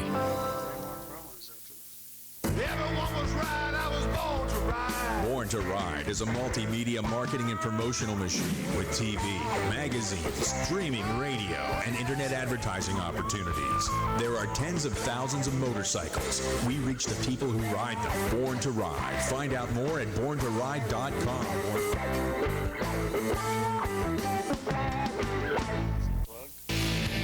Born to Ride magazine, the hottest, maddest, most popular magazine for the biker lifestyle. Hard-hitting, action-packed, up-to-date, real content, exclusive stories and interviews that always leave you wanting more. Local and national coverage that you can always count on. Born to Ride magazine can now be delivered directly to your door. Only $39.95 for 12 issues. Order now. Order now. 888-795-5779 or check out borntoride.com. Born to Ride.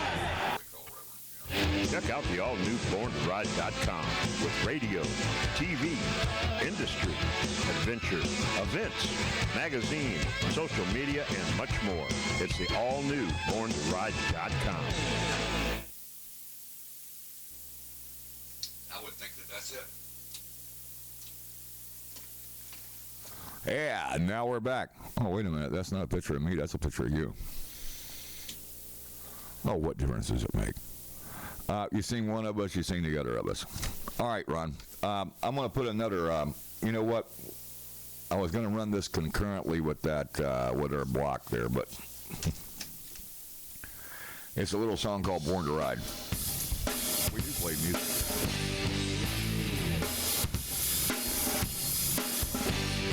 Great man in the house, baby. Rip it up.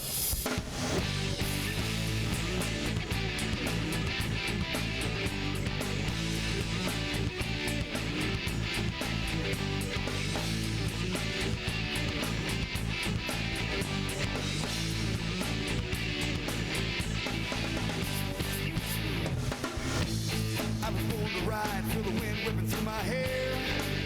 My machine's so smooth, feel like I'm riding on air. Denim, leather, and eagle wings, rev it up and my V-twin sings. Yeah, yeah, yeah.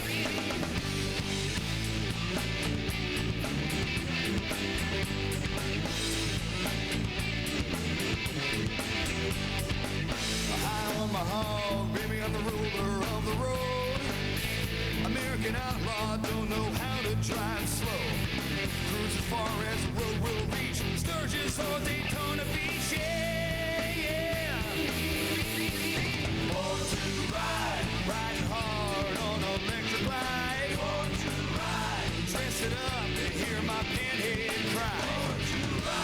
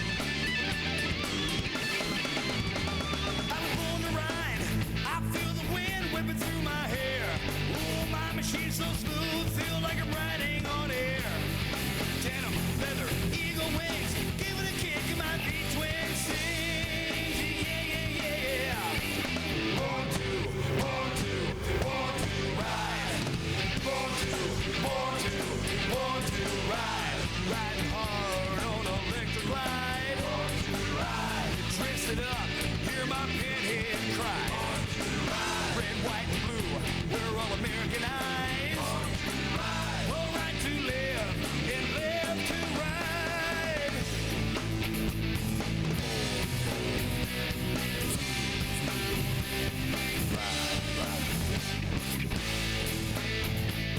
All right, ladies and gentlemen, we're back with Born to Ride Radio, and on the telephone tonight, the famous, the infamous, the man, the legend, and the myth itself. Man, it's time to testify, man. We got someone on the line right now. He's going to testify for Racing for Orphans. Yeah, well, I don't know about all that famous stuff, but that infamous stuff's pretty much on the mark. Yeah. We know about you, Reverend. Testify, Reverend Jim.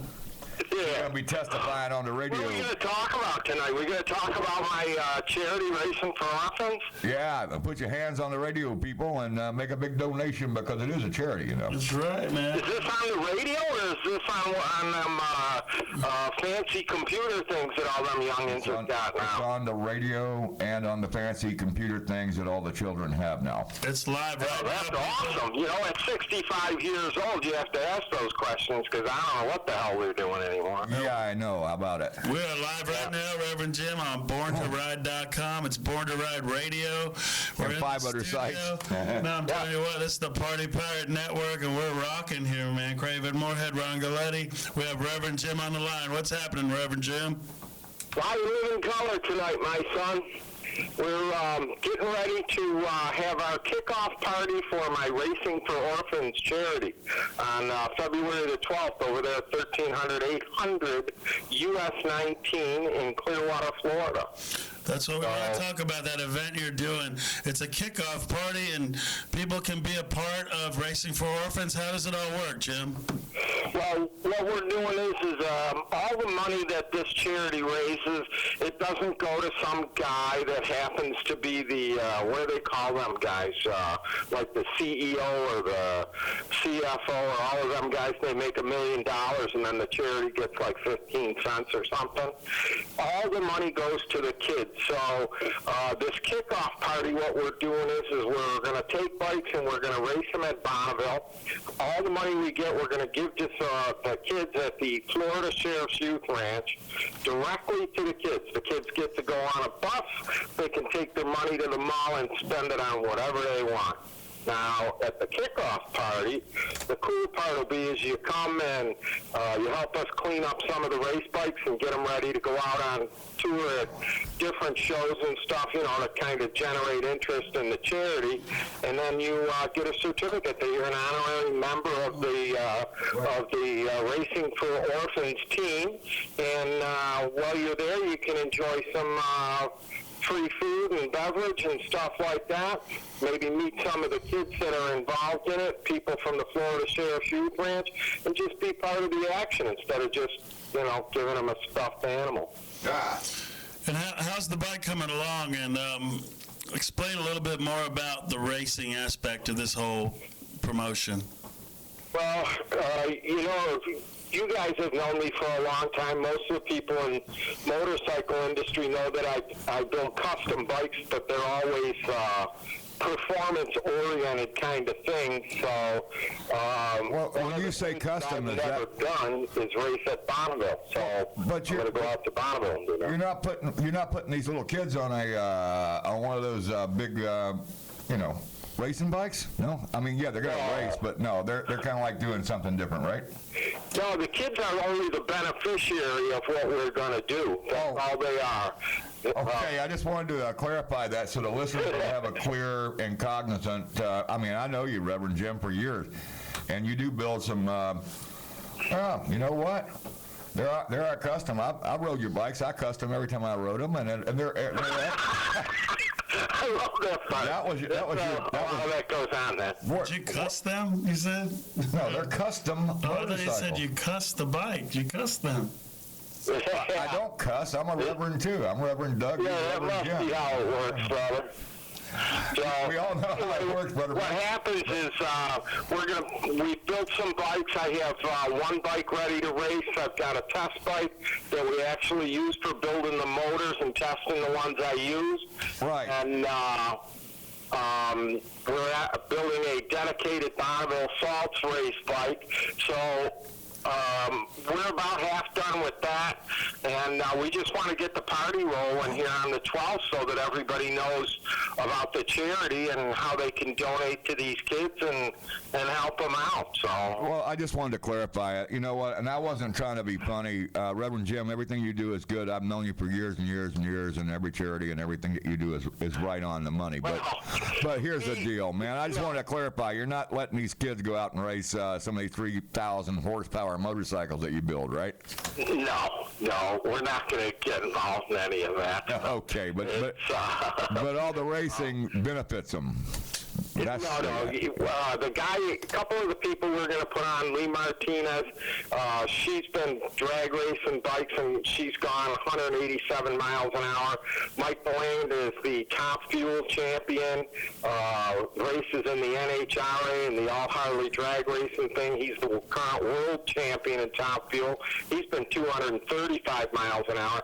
So these guys know how to handle what we're going to do. They'll all be safe. And and, you know, the kids will be able to get a hands-on kind of grasp of trades instead of computers, you know. Right, I got it, man. I'm just saying, when I first, it's racing for kids, you know, and I'm like, all right, great. So you're going to take a lot of kids and put them on something that, you know, potentially, I know you wouldn't do that, but I know that your intentions are fantastic because it is a charity for children, and the racing that you're putting on benefits those children. So I just wanted to clarify that with the listeners and the viewers because we have those, you know, and we need to know what the heck we're really doing when we start talking about stuff. It is what it is. No, we adults are going to do all of the racing, and the kids that'll get the money, they're all either orphaned or foster kids that are at the 5 different Florida Sheriff's Youth Ranches across Florida.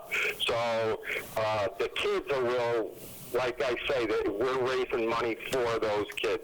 Kind of like toy runs, but we're not going to hand them a $5 stuffed animal or something. We're going to give them some money and some financial responsibility and do something good for them.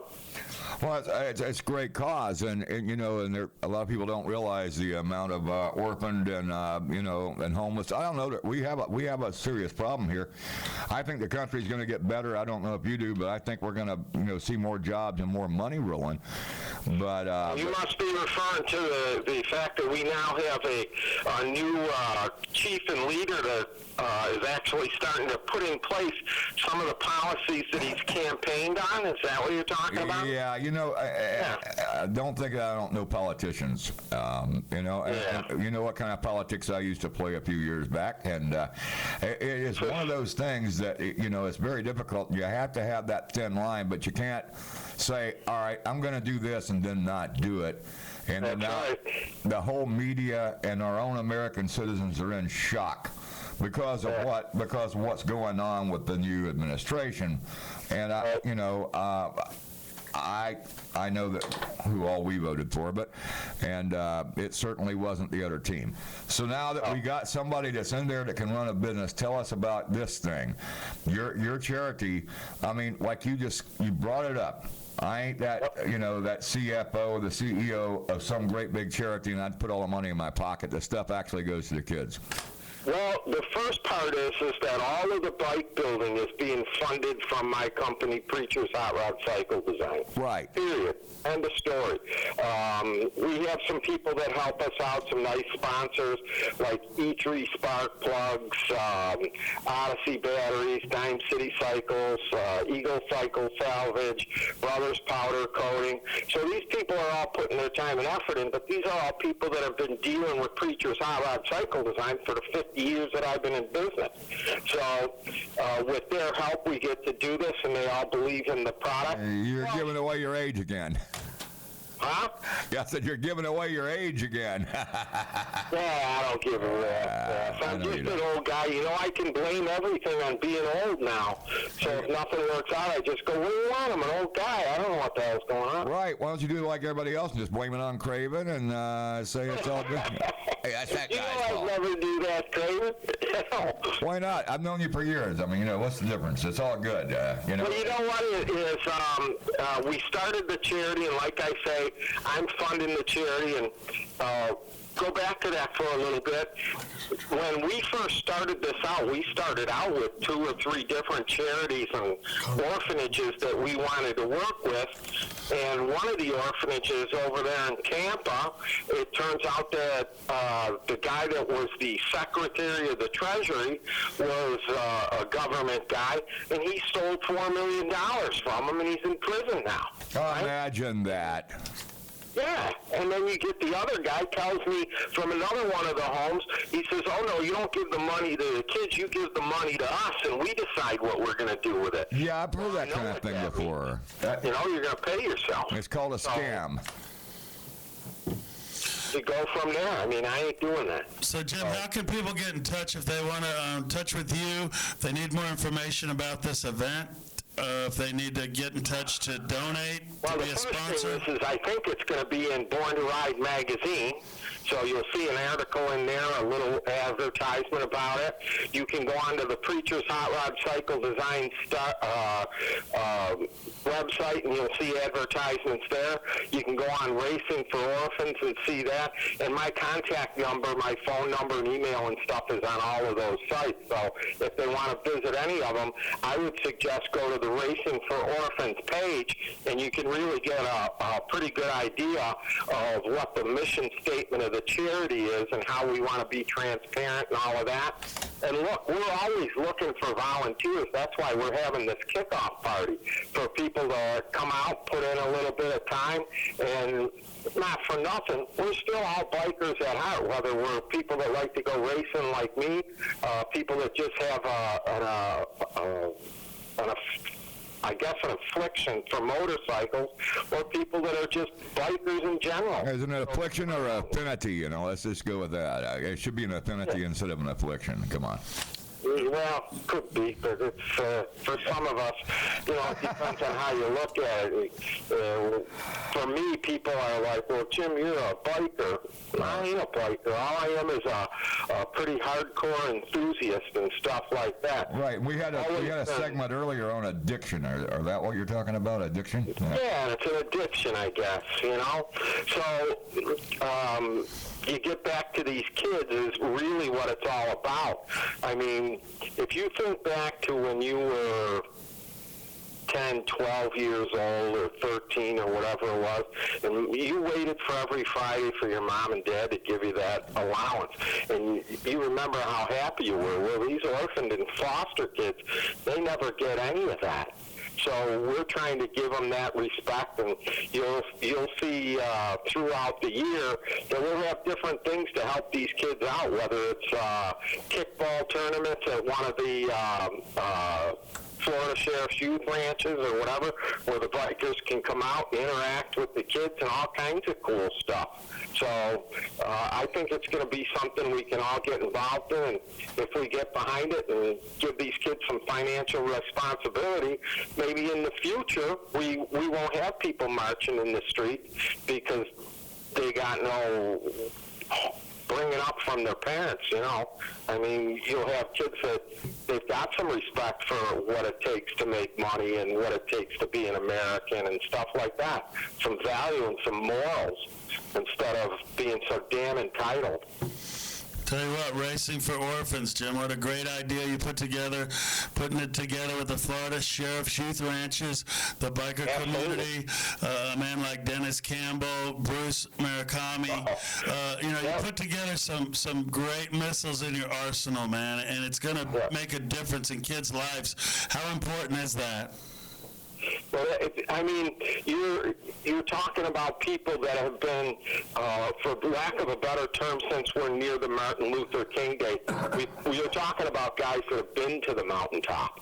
I mean, these guys have been through struggles that most of us would have just given up on. So to have them on the team, whether it's through business management or mentoring or whatever they can do for these kids, I mean, when you start looking at the people that are involved, like you say, Bruce Murakami, and he was involved in the Safe Train Driver thing that did so much for kids. Dennis Campbell, he's been on the New York Stock Exchange, started a company in a garage that was 400 square feet, and 3 years later, the guy's on the stock exchange. So they're pretty good guys. Then you get Wayne Witzak from the Florida Sheriff's Youth Ranch, and he tells us, hey, we don't care how you donate the money, just as long as you help someone. So, not for nothing, I like to make sure that everybody that helps us out is duly noted. And one of the biggest things has been Born to Ride Media. I mean, what you guys have done to get this charity off the ground with me has been outstanding, and I will be indebted to you guys for the rest of my life. So, just to make sure that everybody knows that stuff. So. Well, Jim, we appreciate it, and you always have a platform on this show and all of our other media outlets, because we have to magnify the great things going on in the biker community, and when we talk about that, your name comes up every time. So we appreciate your passion, we appreciate what you do, and you just didn't start this yesterday. You've been doing this for a long time, so your leadership is very valuable to us all in the biker community, buddy. Keep the faith, brother. I appreciate that. We appreciate it. Reverend Jim on the radio. Testify. You got to testify a little bit. I know you make a joke about it, but we got a couple other calls, so we're going to take those. And hey, man, thanks a lot for putting it out there for us tonight, and thanks for helping them kids out. Awesome, guys. You guys have a good evening, and everybody remember, God bless America and power to the USA. We the people. We are the Speaking people. of that, we're going to have R.C. Pittman coming up in a few minutes from Bikers for Trump. Man, can you believe that? Yeah, I know. I know. I called him, and then and it is what it is. RC. Well, we had talked to him a while back. Yeah, man. All right, so we're going to talk to him again. I don't even. Hold on, that's not that line. Let's see what it is. Crap. This phone system is, hey, it's a lot of fun. You guys ought to come down and enjoy the phone with me. You know what I'm saying? All right, here we go. What happened here? All right. I got it. I got him now, Ron. All right. Yeah, I got that. I got him now. I got him. Yeah. Okay. Let's see if it works. I'm sure it will. And anyway, yeah, I've been fighting with it because we've been busy on the phone all night. So it is what it is. Non-stop. What a great show tonight. Oh, yeah. And then that button, this button, and all the other buttons. You know how it goes. RC. Hey, R.C. Pittman, how are you, sir? This is Ron Galletti and Craven Moorhead, and it's great to have you on the show tonight. And, we wanted to get an update. Earlier in the day, I talked to you. You told us about some exciting things going on for Bikers for Trump. You went to Washington, D.C., called us on the way up there. How did that all go for you up there? Oh man, we had a fantastic, just a fantastic time in D.C. The ride up there was everything that we expected. I made a statement to the guys once we had arrived that it ain't about the numbers and it ain't about the destination. It's the ride that gets you there. Once we arrived there, we felt like we'd ate a full meal, and the stuff that took place on Thursday, Friday, and Saturday wasn't nothing but dessert. We had a blast. We had a real good time. Man, didn't I see you on Fox National News with Sean Hannity? Yeah, that was we had just completed the dry run, the event. We called it the dry run to D.C. A lot of the guys that didn't ride up across 10 and up 95 with us, we had guys come from all across the country. We had guys from Washington State, from Oregon, North, South Dakota, all the way across the top of the United States. Had some guys there from Wisconsin. Had guys there from Colorado, Kansas, Missouri, Tennessee, Kentucky. A couple of the guys from Missouri, they actually made the trip down to Pensacola, Florida, in order to ride across with us. But on Thursday, we got in there on Wednesday night, and on Thursday at noon was Kickstands Up. There was an old deserted Kmart there in Woodbridge, Virginia, where we staged, and Channel 4 News, they were out there. They were interviewing all the guys. We had the Trump Mobile. If you get a chance to look at any of the videos, check out the Trump Mobile. That thing is a work of art. We had the American Bridge there. There's a 40-foot long metal arched bridge that's got all that kind of stuff attached to it. It's got a Harley Fat Boy setting up on it, and this bridge pulls behind a pickup truck. So we had a blast. We had a good time on the dry run. We never counted how many bikes was there. Channel 4 News had a helicopter. Their Channel 4 News copter was filming us from the air on our ride into D.C., and at one point the reporter noted that the line of bikes were 2 by 2 and stretched out for 2.5 miles headed into D.C. That's a long way. Man, that's incredible, man. But I tell you what, I saw you on the national news. They were definitely talking about Bikers for Trump. They gave you recognition. That's a lot of respect there to you fellas. And how did that make you feel? That part of it, like I said, that was some of the dessert. When we finished with the dry run, I received a call. It was about 4 o'clock in the afternoon, and said, "Hey, can you get 8 or 10 big guys and come over here to the studio and do an interview with Sean Hannity live tonight?" So when we made it over there, he was just finishing up with Ambassador Bolton and Geraldo.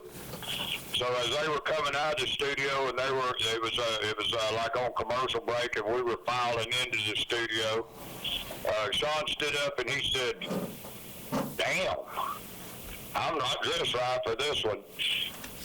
And looked at me and he said, "Casper," he said, "do you mind if I wear your vest?" He had on I wanted to say something that I heard, that I saw, and I think it was Trump himself that said it on Fox News one night. And he's like, "Yeah, you know about Bikers for Trump? Yeah, and you know all those guys are coming." He said, "Looks like I got me some extra security now." Oh yeah. He mentioned it himself. Sean, I told him, I said, "No, man," I said, "my vest don't go with that pretty tie." And he reached and got the tie, and he said, "Yeah, this is a present from Donald Trump. This is one of his ties." And he shed his blazer, unbuttoned his shirt, took the tie off, throwed it down on the floor on top of the blazer, and he put my vest on. And the entire, I'm sure you guys have seen bikers standing around, gabbing. And most of the time, some of the time, they'll be holding their vest. It's normally open, and they'll have each side of it kind of in their hand, just kind of hanging onto their vest for something to put their hands on, I guess. Well, the entire interview, he's reared back in his chair, and he's got the vest all popping it out like that. And at one point, he said, "My wife's been trying to buy me a Corvette." He said, "But I honestly believe, after being with all you guys," he said, "I want me a Harley." Yeah, baby. That's what it's about.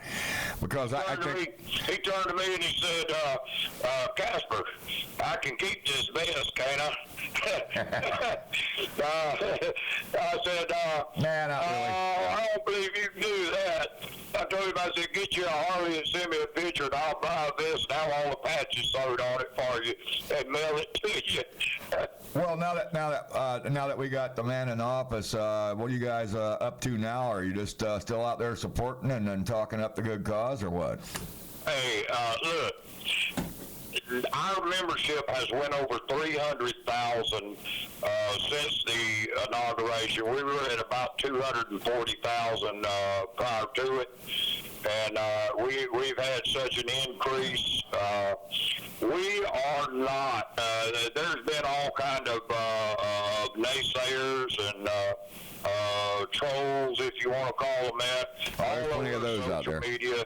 Well, now they ain't got no more limelight. Now they don't. They ain't got no reason. They'll disappear. All kind of naysaying and negativity. But I got news for them. Bikers for Trump's going to be here for the next 8 years for sure. And more than likely, we're going to be past that. We're not just... We did this because we felt like that it was time for the biker community to stand up and show that we are a force to be reckoned with. Not just us, Christian bikers, MCs, RCs, all of them. Absolutely. Once we band together, we will be bigger than the Christian Coalition. We're going to be a voting bloc that they're going to have to notice. They're going to have to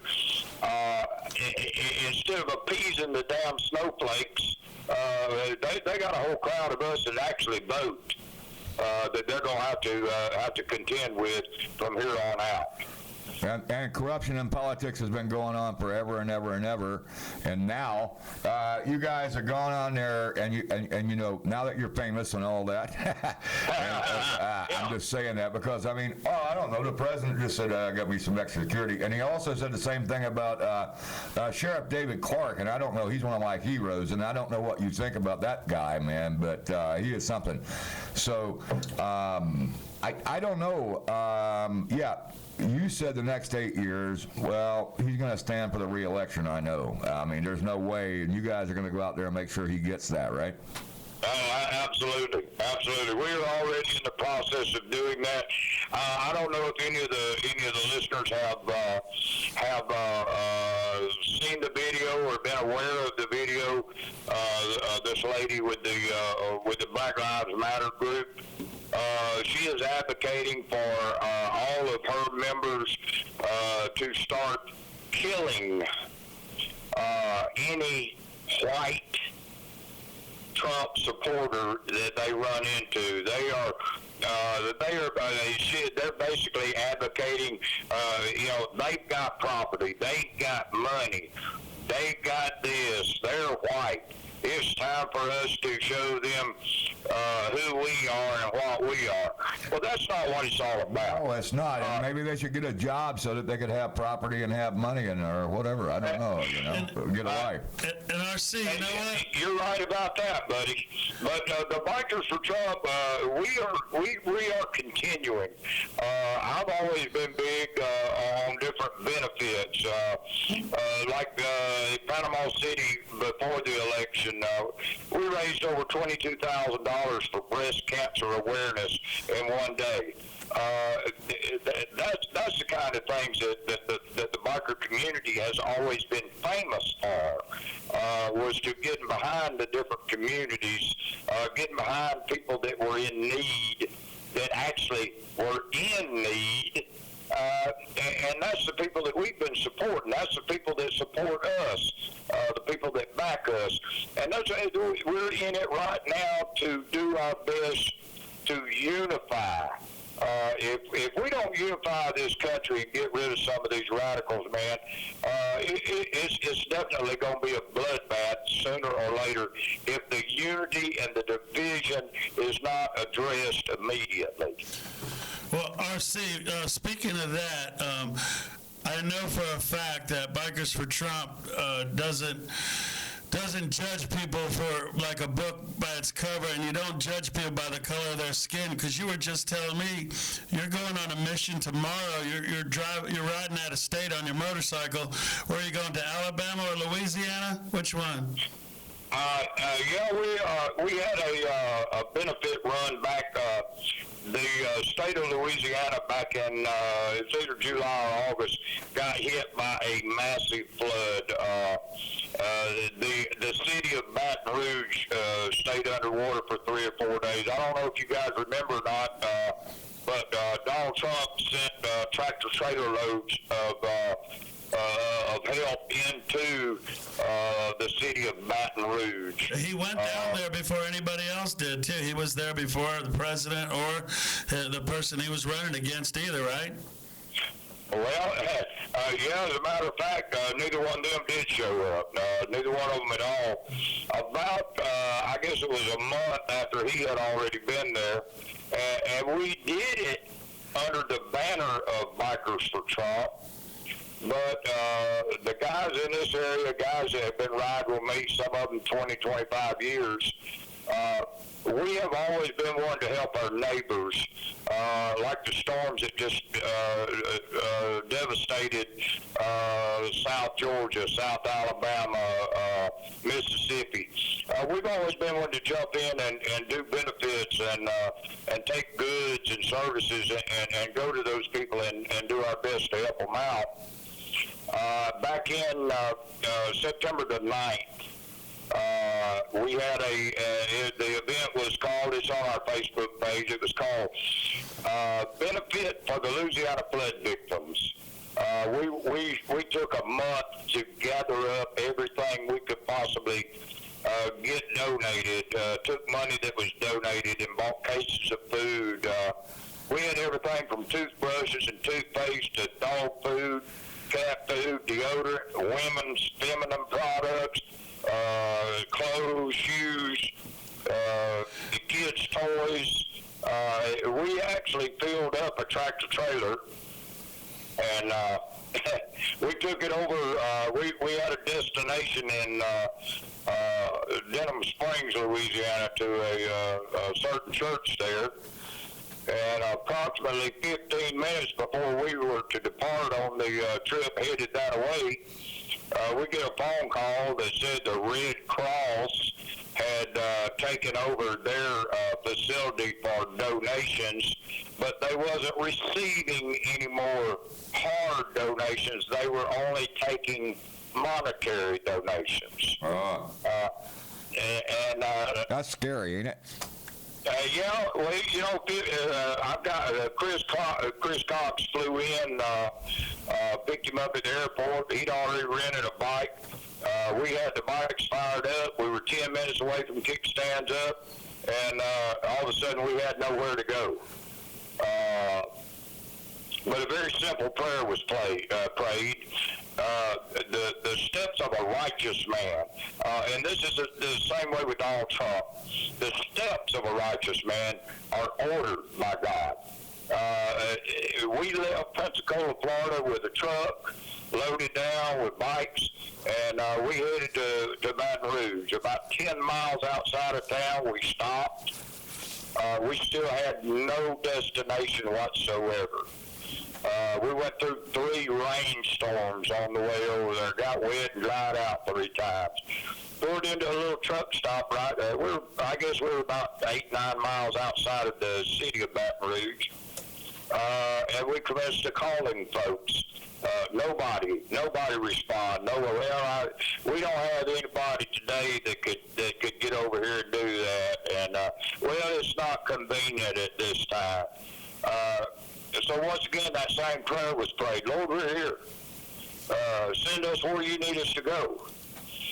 And it was a matter of minutes. The phone rang, and a minister in Baton Rouge said, are you them white boys on them motorcycles? There you go. That's got that stuff for us? I said, well, who are you? He said, I'm Bishop Dwight Pate, and my church, the pews was washed out the window. He said, I got 4 bare walls over here. He said, God sent you guys to me. Bring it to me. When we found out where we were going, we went right down into an inner city, totally. I'm sorry, but I didn't see a white face nowhere around down there. We took this truckload of goods and services. When we arrived at the minister's church, there was 1 car in the parking lot. When we left there was over 100 cars in the parking lot. They come to help you unload, right? Do what now? They come to help you unload, right? Yeah, they helped us unload. He had not had anybody there that day cleaning the church, cleaning the debris. All of a sudden, there was guys there with pickup trucks. They were so happy to see that somebody actually cared. All of a sudden, everybody got to working together, blacks and whites, and unloading, playing with the kids, giving the kids cookies and snacks. And he said to me, he said, Casper, he said, when God gives you this kind of a crowd, he said, you can't help but preach a sermon. I laughed. I said, well, go for it, Bishop. And just real briefly, his opening statements in his sermon pretty much grabbed the heartstrings of everybody in attendance. Chris Cox, he later on confessed to me, he said, this was more than a benefit. This was more than a ride for me. He said, I have never felt such a spiritual experience when that man spoke. But the gist of his sermon started off with, look around you, people. Obama has not been here. Hillary Clinton has not been here. But, oh, my God, look around you. Look at all these white bikers that crossed 3 states to get here to bring us this truckload of materials. It was a 15-minute sermon of pure, just unadulterated unity. The women there were hugging the lady bikers. The lady bikers was taking care of children while the women went through clothes. It was just an entire spirit of unity that took place that day. When we left there was hundreds that vowed that they would be voting for Donald Trump simply because we decided to show up. Bikers for Trump. And that's what you got to do. Get out in the community and do what you got to do. Man, you guys been doing that job. So. But you know what? It's about Bikers for Trump is for the people. It doesn't matter what color skin you are. It doesn't matter where you come from. If you're righteous with other people, it's all good. And that's what we need to let America know. It's about the people. And that man that preached that sermon said you guys were angels coming to town for a certain reason, man. And that's how it comes together. So if anything, when you left that town, you left a great impact on people, and people is the power of the people, and that is an awesome story. And I'm sure those people are thinking twice about calling somebody a racist, or putting a label on somebody, or judging a book by its cover because you got long hair, or you're a biker, or you're wearing leather, or the color of your skin. And if more people would do things like that, people in life, this whole world would be a better place. Can you testify on that? That's an absolute. This pastor, Bishop Dwight Pate, he actually made the trip to D.C.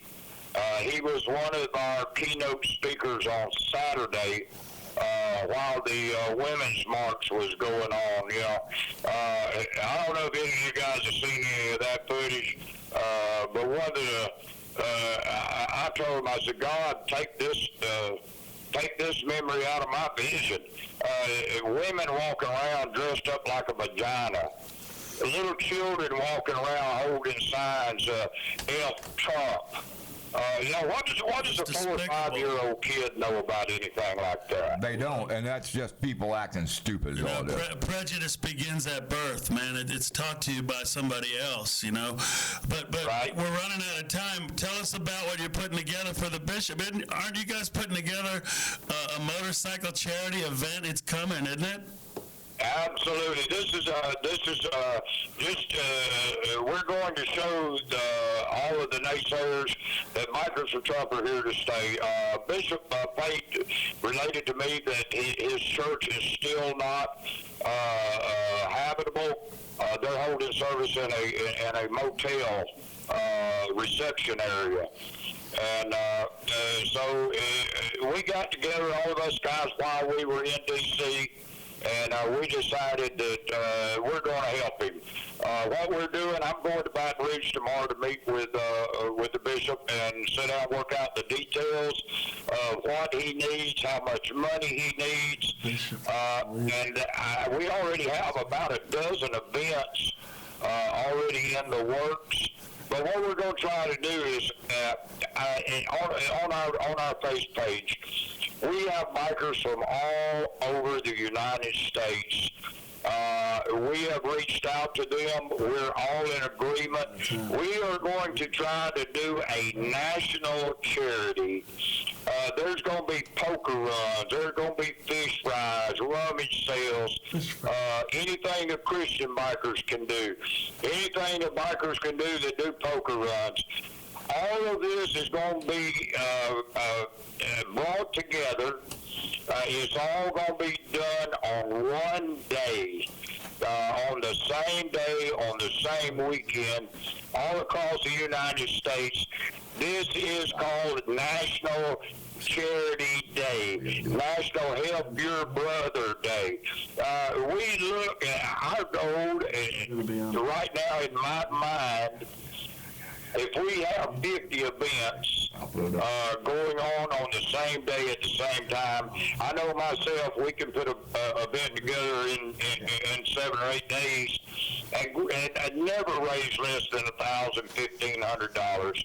So if we can get 50 events, which we've already got a little over a dozen now, already, all they're waiting for me to do is post the event on our page, post the date that it's going to happen.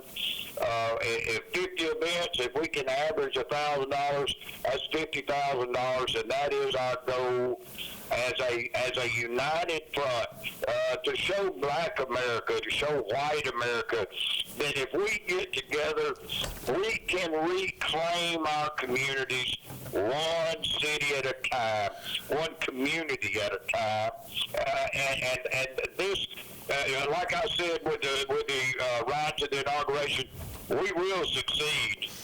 Well, RC, we want to be a part of that. The Born to Ride Nation is a part of that. We want to have the bishop call in, or we'll call him next Tuesday. We want to hear his side of this immaculate story that you just told. And I can't thank you enough for calling in today.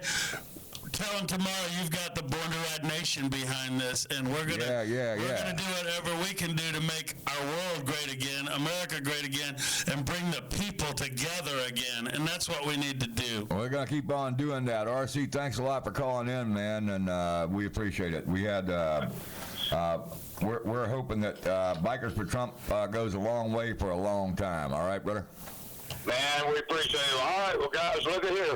I've got a Harley tore down out back, and I gotta get everything put back together and get the whole oil in it. We're pulling out about 7 o'clock in the morning out of Pensacola, Florida. We're gonna let you sign out. Anybody wants to ride with us? Harley Davidson dealership. Pensacola, Florida kickstands up at 8 o'clock. All right, and we will be headed to Louisiana. And let's get an update next week from you, man. We really appreciate you, RC. Ride safe. All right. All right, buddy. We'll get back in touch with you, let you know how it's happening. Thank you, sir. Let's get the bishop on this show next week. The bishop, yeah, man, we want to talk to him too. Testify. Testify, baby. Yeah. Somebody testify. I hear you. Let's do it. All right, guys. We'll talk at you later. I'm gonna get back to work. Thank you, All right, we'll see you later, RC. Thank you, brother. And man, that's what it's all about, you know. Show, Craven. Well, we got a bunch of good people, interesting topics, and not just. We have, let's see, a lot of testifying going on tonight. And we got the bishop, we got RC, we got Reverend Jim, we got all this stuff, man. I mean, tune in next week. Let's do it. We'll tune in next week. Man, it's all right here. Because next week we're gonna have the same thing Tuesday night, 8 to 11. Y'all stay tuned. Come testify. We're gonna testify, brothers and sisters. We're gonna put that word out to the street right now. So stay tuned with us here at Born to Ride Radio, baby. That's what it's all about. You know what I'm saying?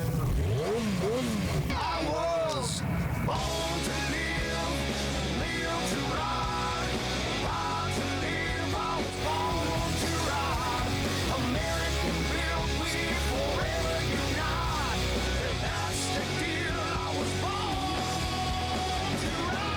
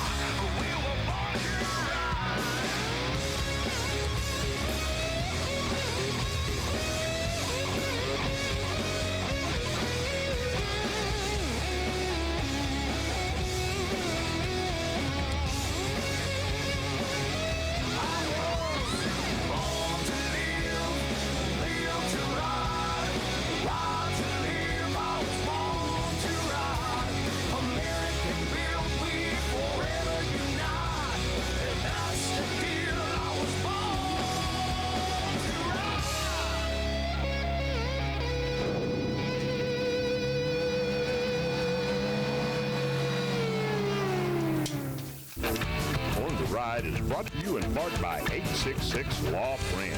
Ride safe, ride smart. Offices in Palm Harbor.